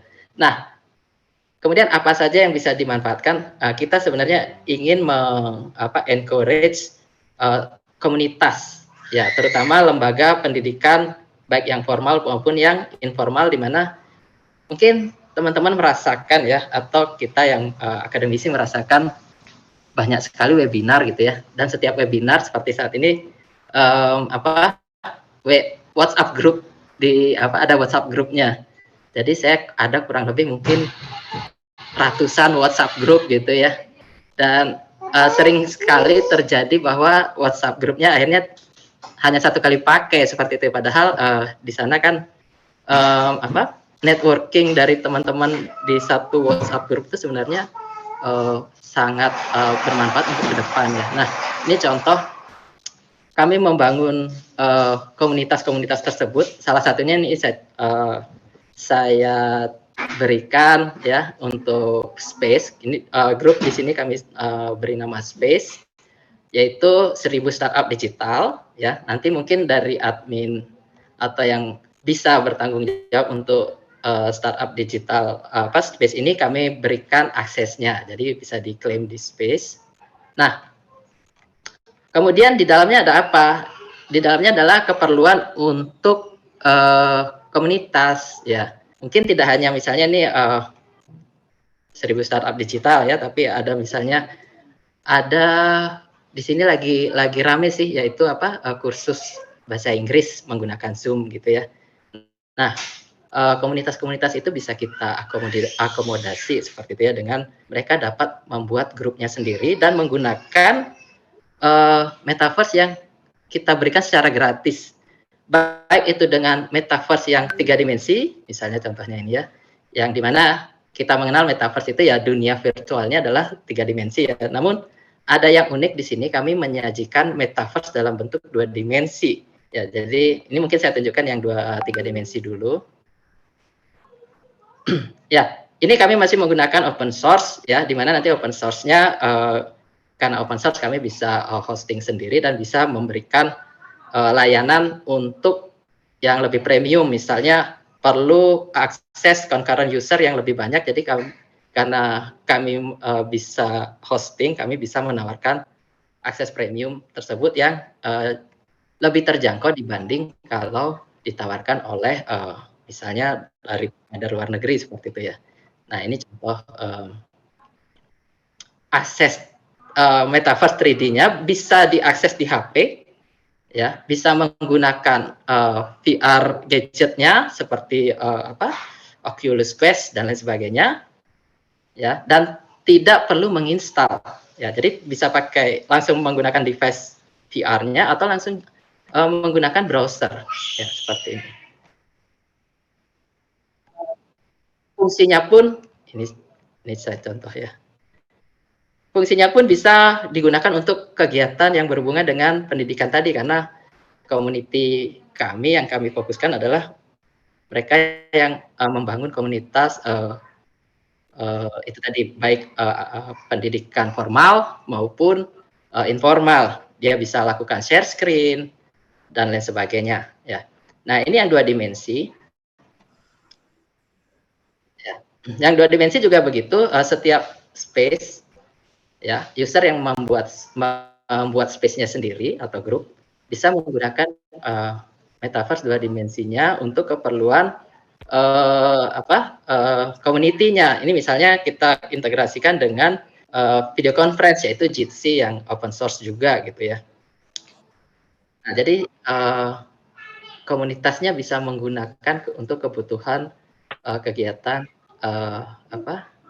aktivitas, misalnya aktivitas bisnisnya seperti itu ya, kalau bisnisnya adalah di bidang pendidikan tadi. Nah, jadi seperti itu. Nah, yang membedakan dengan video, termasuk video conference-nya juga bisa, dan ini up to 100 ya, 100 jadi, dan gratis.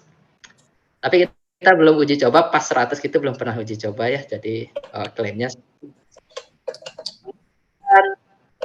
Wow, keren banget nih Pak. Unda punya unda.cash ya. Sebenarnya ini bukan punya Unda lagi sih ya, mungkin nanti kita mau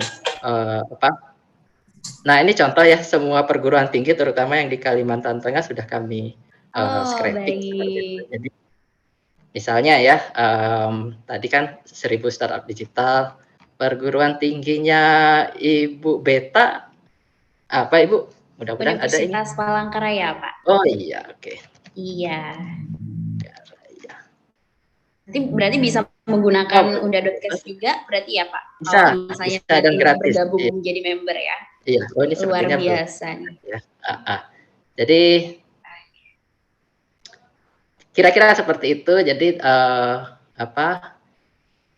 kami mengencourage para komunitas dan membangun ekosistemnya di sana untuk dan ini nanti metaverse-nya bertahap akan secara otomatis terhubung menjadi sebuah map yang besar, dan jadi tidak ada semacam border bahwa metaverse itu berhubungan dengan cryptocurrency, kemudian jual beli tanah dan lain sebagainya ya. Bahkan di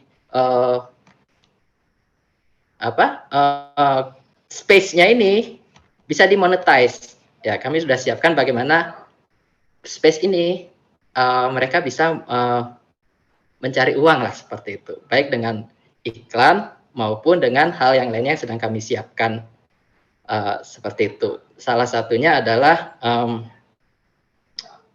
saya lupa, mungkin karena kami membuat bisnis model kanvasnya yang saat ini sedang berkembang juga seperti itu. Jadi intinya kami menciptakan ekosistem di mana mereka bisa menggunakan ini secara free. Oh ya, ada yang mereka bisa lakukan, misalnya desainer bisa membuat mapnya sendiri dan dijual ke user lainnya. Kemudian termasuk ke sama seperti metaverse lainnya membuat avatar dan lain sebagainya. Tapi bukan kami yang mengkapitalisasi, tapi mereka komunitas yang menggunakan, dan semuanya free karena ini adalah open source gitu ya. Lalu bisnis kami dari mana? Ya, bisnis kami tentu bagi yang ingin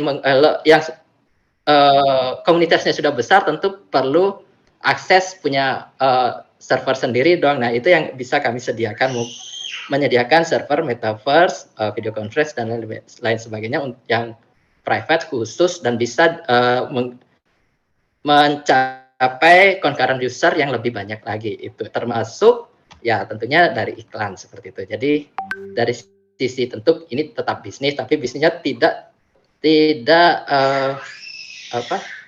menarik uang atau belum apa-apa sudah bayar dulu ya gitu. Tapi kami ingin memberi benefit dulu, terutama mengencourage para komunitas-komunitas. Contohnya yang tadi ada lembaga kursus dan lain sebagainya. Yang ada juga yang belajar ngaji digital seperti itu ya. Misalnya ingin belajar ngaji, tapi karena sudah tua gitu ya, siapa tahu mualaf seperti itu, malu kan kalau gabung belajar Iqra di masjid gitu ya, bisa menggunakan video conference dan lain-lain seperti itu.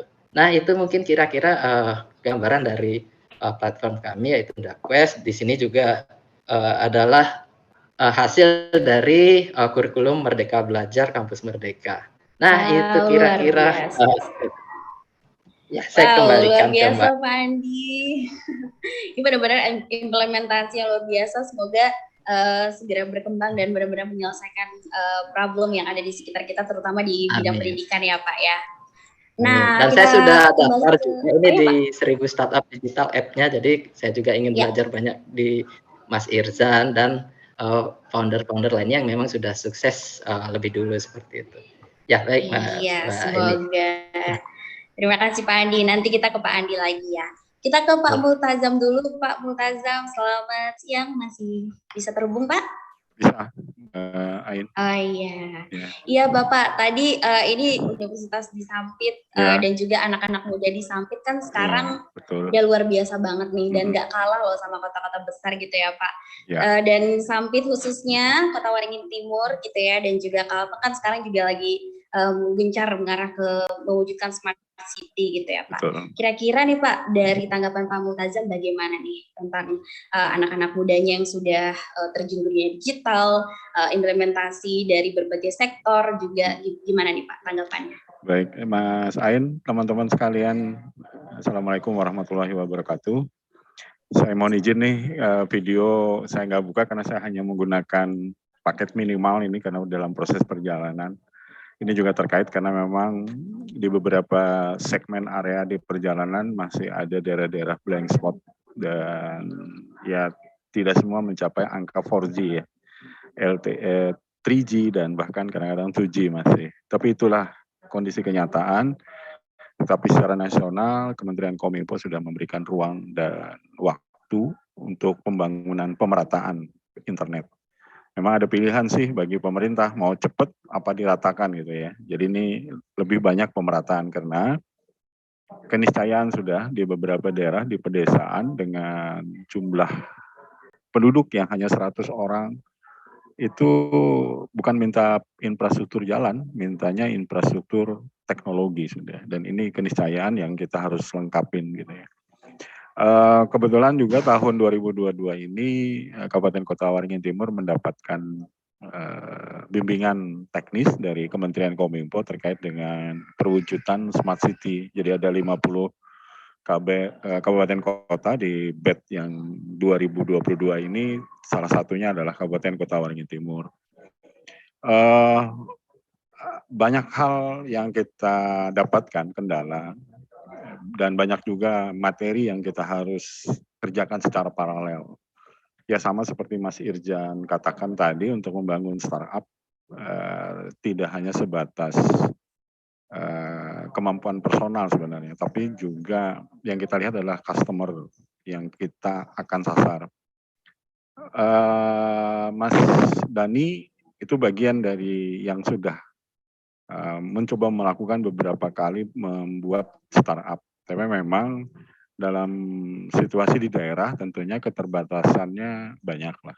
Beda dengan kota, dan kota dalam arti kota besar dengan kota kecil seperti di Sampit tentunya berbeda karakteristiknya.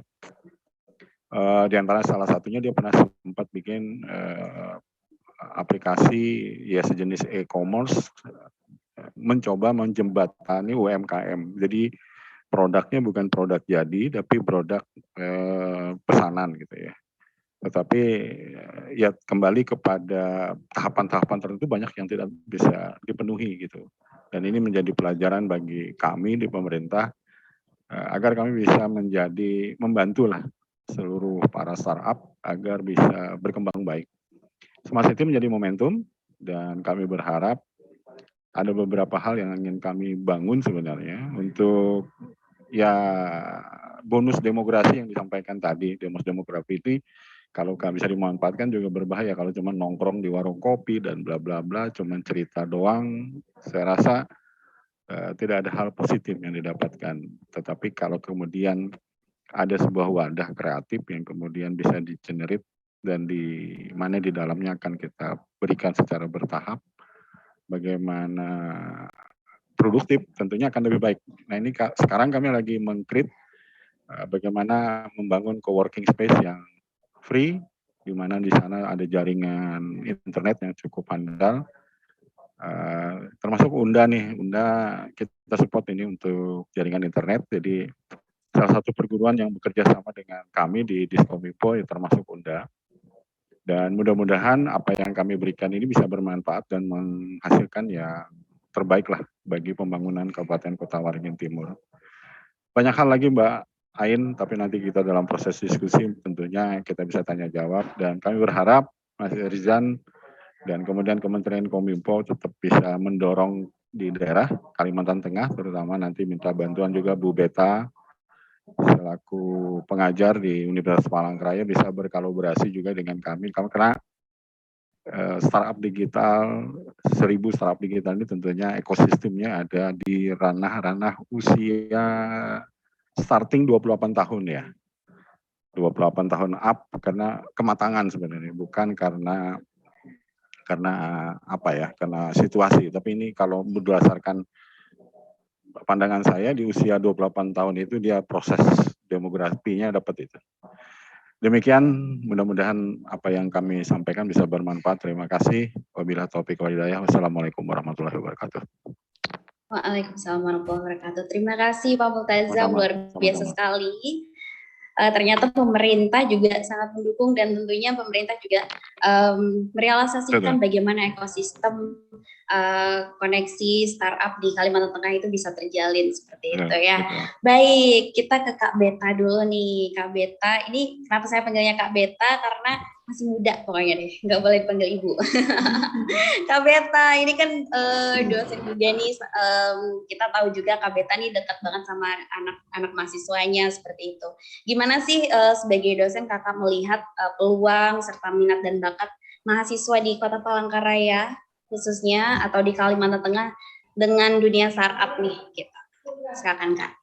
Oke Ain, terima kasih atas kesempatan yang diberikan. Mohon izin Pak Multazam, selamat siang menjelang sore. Pak Andi juga selamat siang menjelang sore. Luar biasa, aplikasinya keren banget. Dan juga Kak Irzan, terima kasih banyak ilmunya untuk kami di Kota Palangkaraya. Terima kasih banyak untuk Kalimantan Tengah, dan juga ada Kak Niko tadi selaku panitia, dan juga Kak Sony juga kakak tingkat kuliah, lagi lanjut kuliah juga di ITS. Baik, ya melihat dari sisi mahasiswa juga, melihat sisi startup, tentunya juga sekarang sudah open minded dibandingkan kita yang waktu di TI ya, Ain ya, kita adek dan kakak tingkat, yang adeknya aku deh, ya. Ya, jadi kakak tingkat Ain juga. Jadi dulu kan lulus kuliah mikirnya kan mau kerja di mana gitu ya. Apalagi anak-anak IT juga bingung mau masuk mana. Sekarang sudah open minded terkait bagaimana setelah lulus kira-kira mau bikin apa ya, mau bikin produk apa ya. Sekarang sudah open minded sih dari sisi mahasiswa dari Universitas Palangkaraya. Tapi kembali lagi, tentunya juga harus ada skill, kompetensi yang harus dikembangkan. Apalagi mereka setelah lulus, mungkin keinginan dari orang tua, khususnya di fakultas tempat saya mengajar, harus balik kampung lagi, kerja sebagai admin di suatu perusahaan, seperti itu. Tapi ada beberapa yang emang stay di Palangkaraya, mau meningkatkan skillnya juga untuk membangun usaha ataupun kerja di tempat, kerja ikut orang dulu bahasanya ya, kerja ikut orang dulu, setelah itu baru membuka sebuah peluang bisnis untuk mencari modal. Nah, tapi ya itu kembali lagi ke kompetensi, skillnya juga yang kadang mahasiswa juga bingung nih mau bikin startup dari mana, mulainya dari mana. kadang ada keinginan aku pengen bikin ini, bikin harus program yang ini, seperti ini. Sedangkan tadi Kak Irjen juga menyampaikan bahwa kita membangun sebuah startup bukan hanya dari sisi wow dari teknologinya, tapi bagaimana berdampak dan juga bisa memecahkan masalah seperti itu. Jadi dari sisi mahasiswa pun masih bingung karena masih muda kan ya, masih banyak keinginan yang harus seperti ini, seperti itu. Sedangkan pasar ataupun di Kalimantan Tengah sendiri masalah-masalah yang hal-hal yang kecil bisa kita pecahkan solusinya dengan membangun sebuah startup seperti itu. Nah, untuk itu saya dan teman-teman juga di 2017 membangun sebuah komunitas teknofriend.pky ini mewadahi untuk teman-teman yang ingin belajar mengenai startup. Kita mengadakan event-event bekerja sama dengan Bank Indonesia, Financial Teknologi, selain itu juga bekerja sama dengan Kominfo Kota Palangkaraya. Kemarin juga saya mewakili teman-teman komunitas untuk lokal champion di Kominfo Republik Indonesia dalam peluncuran gerakan literasi digital. Jadi luar biasa sih antusiasme dari teman-teman juga terkait komunitas ini, sehingga mahasiswa di kelas kadang, Bu, saya masih bingung terkait startup, ya udah ikutan aja di komunitas seperti itu. Nah, dengan adanya gerakan 1000 startup ini, tentunya juga kita pengen juga nih mahasiswa, nanti saya rekomendasikan juga bisa mengikuti 1000 startup ini, belajar banyak pastinya dengan Kominfo Republik Indonesia, khususnya di event 1000 startup digital ini. Jadi banyak kan tahapannya ya akhirnya nanti yang bisa kita pelajari bersama. Nah, selain itu juga ya kembali lagi ke masing-masing mahasiswa untuk open minded terhadap dunia teknologi seperti itu. Terima kasih. Oke, luar biasa. Benar kata Kak Beta, ini juga salah satu yang dari dulu tuh ayo kita gerakin semangat biar anak-anak mudanya bikin startup gitu ya. Terima kasih Kak Beta. Nanti yang mau tanya-tanya silakan ya. Kak Irzan, aku ini sebagai komunitas pengembangan IT di Kalteng ya, Narecoder. Ini masalah startup biasanya anak-anak muda yang punya ide, masalahnya tuh banyak yang kayak gini nih, idenya ada, tapi eksekusi nggak ada nih Kak Irzan. Kak Irzan kan juga background-nya adalah orang IT nih, kalau di istilah 1000 startup nih hacker gitu kan, ada hustler, ada hipster gitu. Kak Irzan juga background-nya hacker nih. Kak, gimana sih nemuin talent-talent AI waktu itu Kak? Atau mungkin secara umum deh gitu, gimana sih? Mungkin ada tips-tipsnya gitu, karena kalau kita di daerah rata-rata masalahnya gitu ya, eksekusi nggak ada, idenya udah ada gitu Kak, gimana nih Kak? Oke, ini sering kejadian ya, ide banyak cuma eksekusi nol gitu ya. Ini pun karena saya suka gitu juga sih, tapi gini, yang karena penghambat kita buat eksekusi itu diri kita sendiri di sini sebenarnya sih.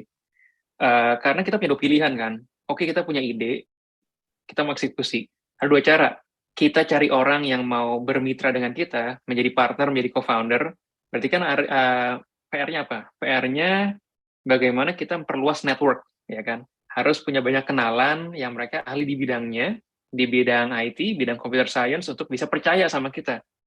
Punya network, dan juga harus bisa apa? Komunikasi. Karena kan untuk untuk meyakinkan orang lain, yuk kita susah bareng yuk gitu kan. Itu kan nggak gampang kan, kita harus bisa jual visi kita, bisa mengkomunikasikannya, mengartikulasikan dengan baik. Nah, itu menjadi tantangan di sana. That's the job of hustler. Tapi sebetulnya ada pilihan lain. Pilihan lain itu apa? Belajar. Karena sekarang akses buat teman-teman belajar programming, coding itu jauh lebih baik dibanding waktu saya mulai coding tahun 2011. Oh, by the way, dulu saya tuh coding tahun 2009 itu bikin aplikasi Android yang Android itu masih jadul banget deh pokoknya. Jadi sekarang udah jauh beda banget. A lot of resources, banyak banget sumber-sumber buat teman-teman bisa belajar secara gratis online. Jadi saran saya kadang-kadang menjadi barrier tuh buat kita mulai tuh diri sendiri di sini. Kita mau pilih yang mana nih? Kita bisa spend waktu buat networking dan juga kita jual mimpi, jual visi kita ke orang lain. Kita harus punya banyak kenalan, atau ya tadi kita belajar sendiri. Itu sih pilihannya. Gimana tadi caranya bisa ketemu talent AI? Terus terang di sini saya beruntung ya, saya punya background di computer science. Jadi saya bukan jadi orang yang punya ide, terus saya nggak tahu secara teknis gitu ya. Dibilang jago sih nggak jauh dari jago lah bisa dibilang ya. Tapi palingnya ngerti lah bagaimana. Dan bahasa teknis itu penting banget buat kita bisa ngerti, dan juga dapat respect dari appreciate orang-orang yang memang lebih jago lagi di bidangnya. Jadi pengetahuan teknis secara fundamental itu dasar penting sebenarnya di sini sih.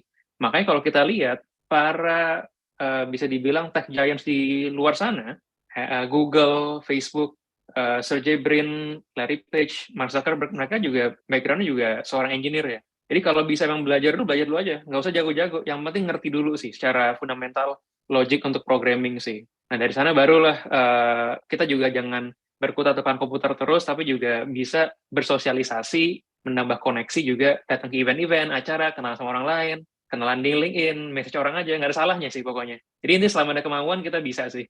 Itu sih dari saya. Yay, thank you Kak Irzan ya, benar-benar ya. Saatnya kita berkoneksi teman-teman. Sebenarnya aku punya banyak juga teman-teman yang mau bertanya langsung ya di kolom chat. Izin bacain dulu ya. Ini sepertinya buat Kak Irzan nih. Gimana awal dulu kata.ai launch, perjuangan bootstrapnya sepertinya, dan bagaimana menemukan partner tim yang sevisi. Oh ini nyambung sedikit sih sama yang tadi ya. Karena dari riset yang pernah Doni baca nih, katanya bahwa startup yang sukses itu harus memiliki lebih dari 1 orang agar startup tersebut bisa sukses. Gimana tanggapannya Kak Irzan? Kita langsung aja. Oke, terima kasih Doni buat pertanyaannya. Jadi dulu waktu itu kan saya mulai kata.ai itu YesBoss awalnya dengan 3 orang co-founders lainnya. Nah, sebelum saya mulai YesBoss dengan mereka bertiga, well, kita berempat ya, saya udah tahu dulu etos kerja mereka seperti apa. Jadi bisa dibilang YesBoss itu bukan startup bersama saya, tapi saya mulai dari tahun 2011-2012. Udah banyak project-project lah, bikin clothing company lah. Jadi salah satu co-founder saya, Rainier, dulu dengan dia saya buat namanya Styly, itu tahun 2013.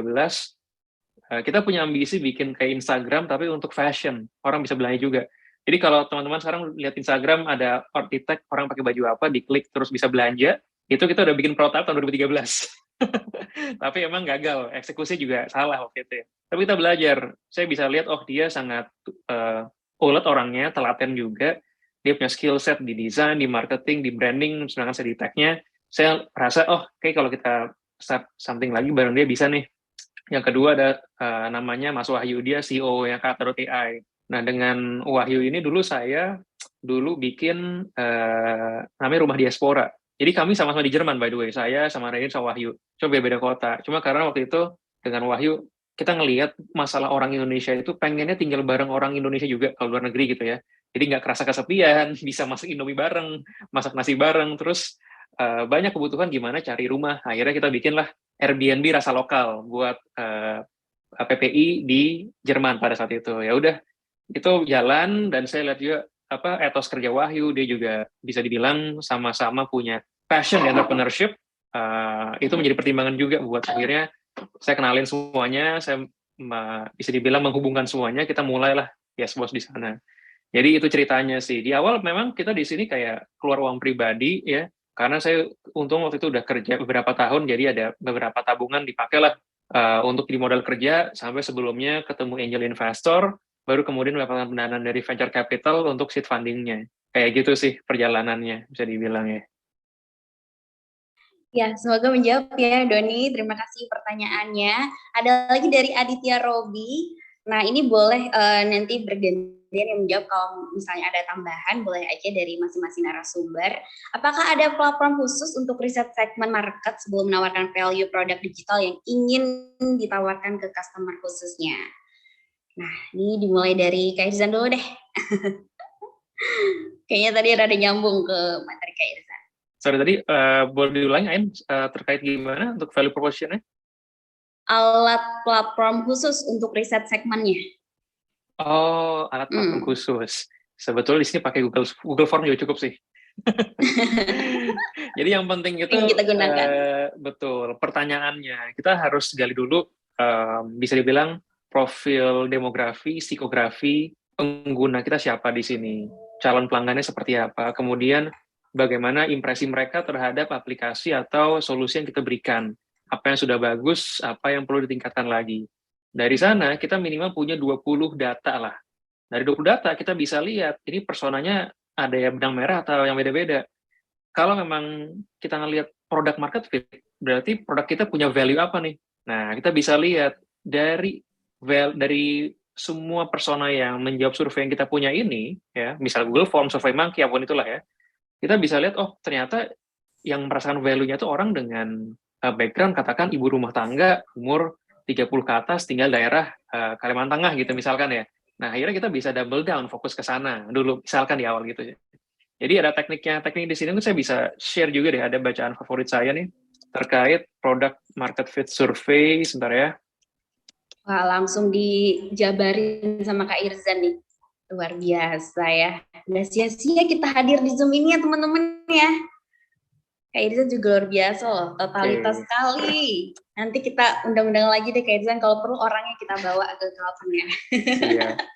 Nah, ini saya share tadi ya, ada artikel yang menurut saya sangat komprehensif, yang menjadi panduan yang bisa step by step banget teman-teman ikutin gimana cara nemu product market fit sih, intinya itu. Silahkan dicoba, ini baca. Thank you. Wah, ya luar biasa sekali. Ada tambahan mungkin dari Pak Andi? Mungkin waktu Undakes gimana nih ketemu atau ada alat platformnya untuk risetnya? Nah, kalau itu Mas Irza sudah menjelaskan semua dan sudah expert lah gitu. Malah saya yang belajar dari Mas Irza dari tadi ini. Cuma kami dapat bimbingan dari ada banyak program yang istilahnya itu flagship dari Kemendikbud gitu ya. Jadi ada kewirausahaan dan lain sebagainya, termasuk hibah. Jadi beberapa ini yang saya presentasikan hanya satu dari beberapa yang sudah produk yang sudah jadi hasil dari dan didanai juga oleh hibah ya. Termasuk ada juga yang wirausaha membangun makanan sehat ikan, mulai dari memelihara bibitnya sampai menjadikan masakan seperti itu, dan itu dibiayai hibah oleh Kemendikbud seperti itu. Nah, lain-lainnya mungkin saya juga mau belajar juga dari Mas Irza, Mbak Ain sama Bu Beta gitu ya, karena memang sudah di Technopreneur seperti itu. Baik, bagaimana Kak Beta, ada tambahan nggak nih? Ya, sama. Saya jadi belajar juga, banyak belajar dengan Kak Irzan juga terkait bagaimana kita meriset segmen. Dan selain itu juga mungkin sedikit yang saya tambahkan, yang dimana saya waktu itu baru masuk di Universitas Palangkaraya, masih baru banget, masih junior di UPR, masih kalah jauh dengan Pak Andi. Jadi 2018 itu membangun sebuah aplikasi yang mana sistem siapdi fkiphasian.com, sistem informasi pembelajaran digital fkiphasian.com. Jadi kita ngeriset dari sisi pembelajaran, yang mana kita lihat nih pembelajaran di sini masih belum ada platformnya, belum ada yang online-nya seperti itu. Waktu itu kan belum pandemi itu. Jadi kita coba bikin sistem informasi pembelajaran digital, melihat dari keadaan dari sekitar, keadaan di kampus, di kelas, yang pasti dari kelas saya sendiri, yang mana masih pakai paper. Jadi sekarang juga ngumpul tugas sudah pakai yang paperless ya, tinggal upload aja, tinggal masuk di fkiphasian.com. Waktu itu masih di tingkat fakultas. Setelah itu kita ngeriset bahwa kita perlu, jadi kita sebar juga pakai Google Form juga, bahwa efektivitas pembelajaran, membandingkan efektivitas pembelajaran yang masih offline dan juga online seperti itu. Nah, setelah itu kita coba, ternyata juga didukung. Setelah itu membangun tingkat universitas, yaitu sekarang di e-learning uprAC.id. Jadi untuk value-nya, produknya kita juga bisa membangun, misalkan dari sisi bisnis, biasanya kan hal yang paling mudah bisnis model Canvas gitu kan, kita bisa melihat dari BMC-nya gimana, value proposition-nya apa, segmennya siapa, misalkan membuat sebuah pembelajaran digital, siapa ini mahasiswanya ingin menggunakan ataupun pendidiknya seperti apa menggunakan. Nah, setelah itu baru kita riset ulang lagi, ternyata setelah pengimplementasian sistem informasi pembelajaran digital juga banyak kesulitan, apalagi pendidik usia di atas 40 tahun, yang mana login aja lupa, username-nya lupa, password-nya lupa, padahal tinggal klik lupa password, tapi sampai heboh tuh hubungan operator seperti itu. Jadi kita belajar lagi, tentunya setelah pembuatan aplikasi juga harus ada sosialisasi untuk sumber daya manusianya. Sekian. Terima kasih, Ain. Baik, terima kasih tambahannya Kak Beta. Ya, semoga bisa menjawab ya semuanya. Tadi juga Pak Robi langsung bertanya ke Pak Multazam dan sudah dijawab juga oleh Pak Multazam yang pastinya izin untuk tidak membacakan ya Pak. Semoga bisa audiens di sini membaca semuanya jawabannya di sana. Kita doakan semoga Kalteng benar-benar punya model smart city yang bisa menyelesaikan problem di daerah kita seperti itu. Karena waktu juga teman-teman yang membatasi dan hari ini kita sampai jam 3 sore aja. Tapi tenang aja teman-teman, ini hanya roadshow. Kegiatan 1000 startup masih panjang karena kita masih punya ignition, ada workshop, hack sprint, sampai bootcamp. Terus nanti 40 startup terpilih akan ikut hatch program. Jadi ikutan aja, tetap ikutin. Nanti kalau ada informasi ada di 1000 startup digital, Instagram juga silakan di follow ya. Untuk kegiatan hari ini juga boleh di-share ya teman-teman di story Instagram dan sebagainya. Terima kasih narasumber kita hari ini yang luar biasa, Pak Multazam, Kak Irzan, Kak Beta, Pak Andi. Senang rasanya bisa terkoneksi dan tentunya banyak cara untuk merealisasikan ide kita teman-teman ya, terkhusus untuk dunia startup digital. Salah satunya adalah ikutan gerakan 1000 startup digital. Saya kembalikan ke Kak Niko, silakan. Baik, terima kasih Kak Ain. Sebelum kita akhiri, mungkin kita ada sesi foto bersama untuk mendokumentasikan kegiatan diskusi panel kali ini. Oke, teman-teman bisa open kameranya, kita akan screenshot untuk mendokumentasikan. Oke, masih ditunggu. Oke, halaman Saya mohon izin juga, mohon maaf kalau ada yang berkenan ya, teman-teman. Siap. Oke. Ini page pertama dulu ya, kita screenshot ya. Halaman 1. Oke, 1, 2, 3. Oke, halaman 2-nya. Kita screenshot lagi. 1, 2, 3. Oke, halaman 3. Oke, 1, 2, 3. Oke, terima kasih untuk para hadirin dan terima kasih juga untuk moderator dan para panelis atas kehadirannya di kegiatan Roadshow 1000 Startup Kalimantan Tengah. Oke, boleh tepuk tangan. Terima kasih Kak Niko, Kak Irzan, Terima Pak kasih, Andi. Kak Terima Irzan, kasih, keren banget. Mbak Ain, Mbak Asiko, Mbak Pak Beta, Multazam. Pak Andi, Terima kasih. Pak Multazam. Terima kasih semua, Mas Selamat sore, Irzan. siang. Selamat sore. Sore. Sore, izin live. Semoga bisa ketemu lagi Kak Irzan. Ya, ketemu Sehat lagi. selalu Kak. Oke, selanjutnya. Jadi kawan-kawan jangan lupa untuk absensi di link yang sudah tersedia di. Nah, dan juga terima kasih untuk para partner yang sudah bekerja sama atas penyelenggaraan kegiatan Roadshow 1000 Startup Kalimantan Tengah. Di sini ada Startup Borneo, Provinsi Kalimantan Tengah, Narekoder, Borneo Sekolah Digital, Kod Banua, Founders Lab Palangkaraya, Teknopreneur Palangkaraya, IAII, Gradasi, Generasi Digital Indonesia, kemudian Universitas Partner ada Universitas Darwan Ali, Universitas Lambung Mangkurat, Universitas Palangkaraya, Politeknik Negeri Banjarmasin, dan STIM Sekolah Tinggi Manajemen Informatika dan Komputer Palangkaraya. Jangan lupa juga teman-teman untuk memfollow sosial media dari 1000 Startup Digital untuk mengikuti kegiatan dan event-event selanjutnya yang akan dipublikasikan.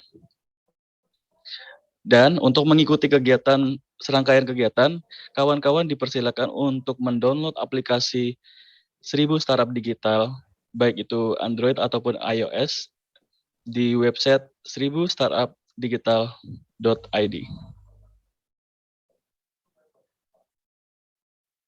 Oke, teman-teman juga bisa memastikan untuk sertifikat yang bisa di-download minimal 2 jam setelah roadshow acara ini selesai dengan cara mengakses ims.1000startupdigital.id/sertifikat. Dan bagi kawan-kawan yang mungkin belum absen, bisa scan barcode-nya ini atau akses di link s.id absen roadshow Kalteng. Oke, bisa di screenshot untuk mengakses sertifikatnya, karena 2 jam setelah kegiatan roadshow ini sudah bisa diunduh.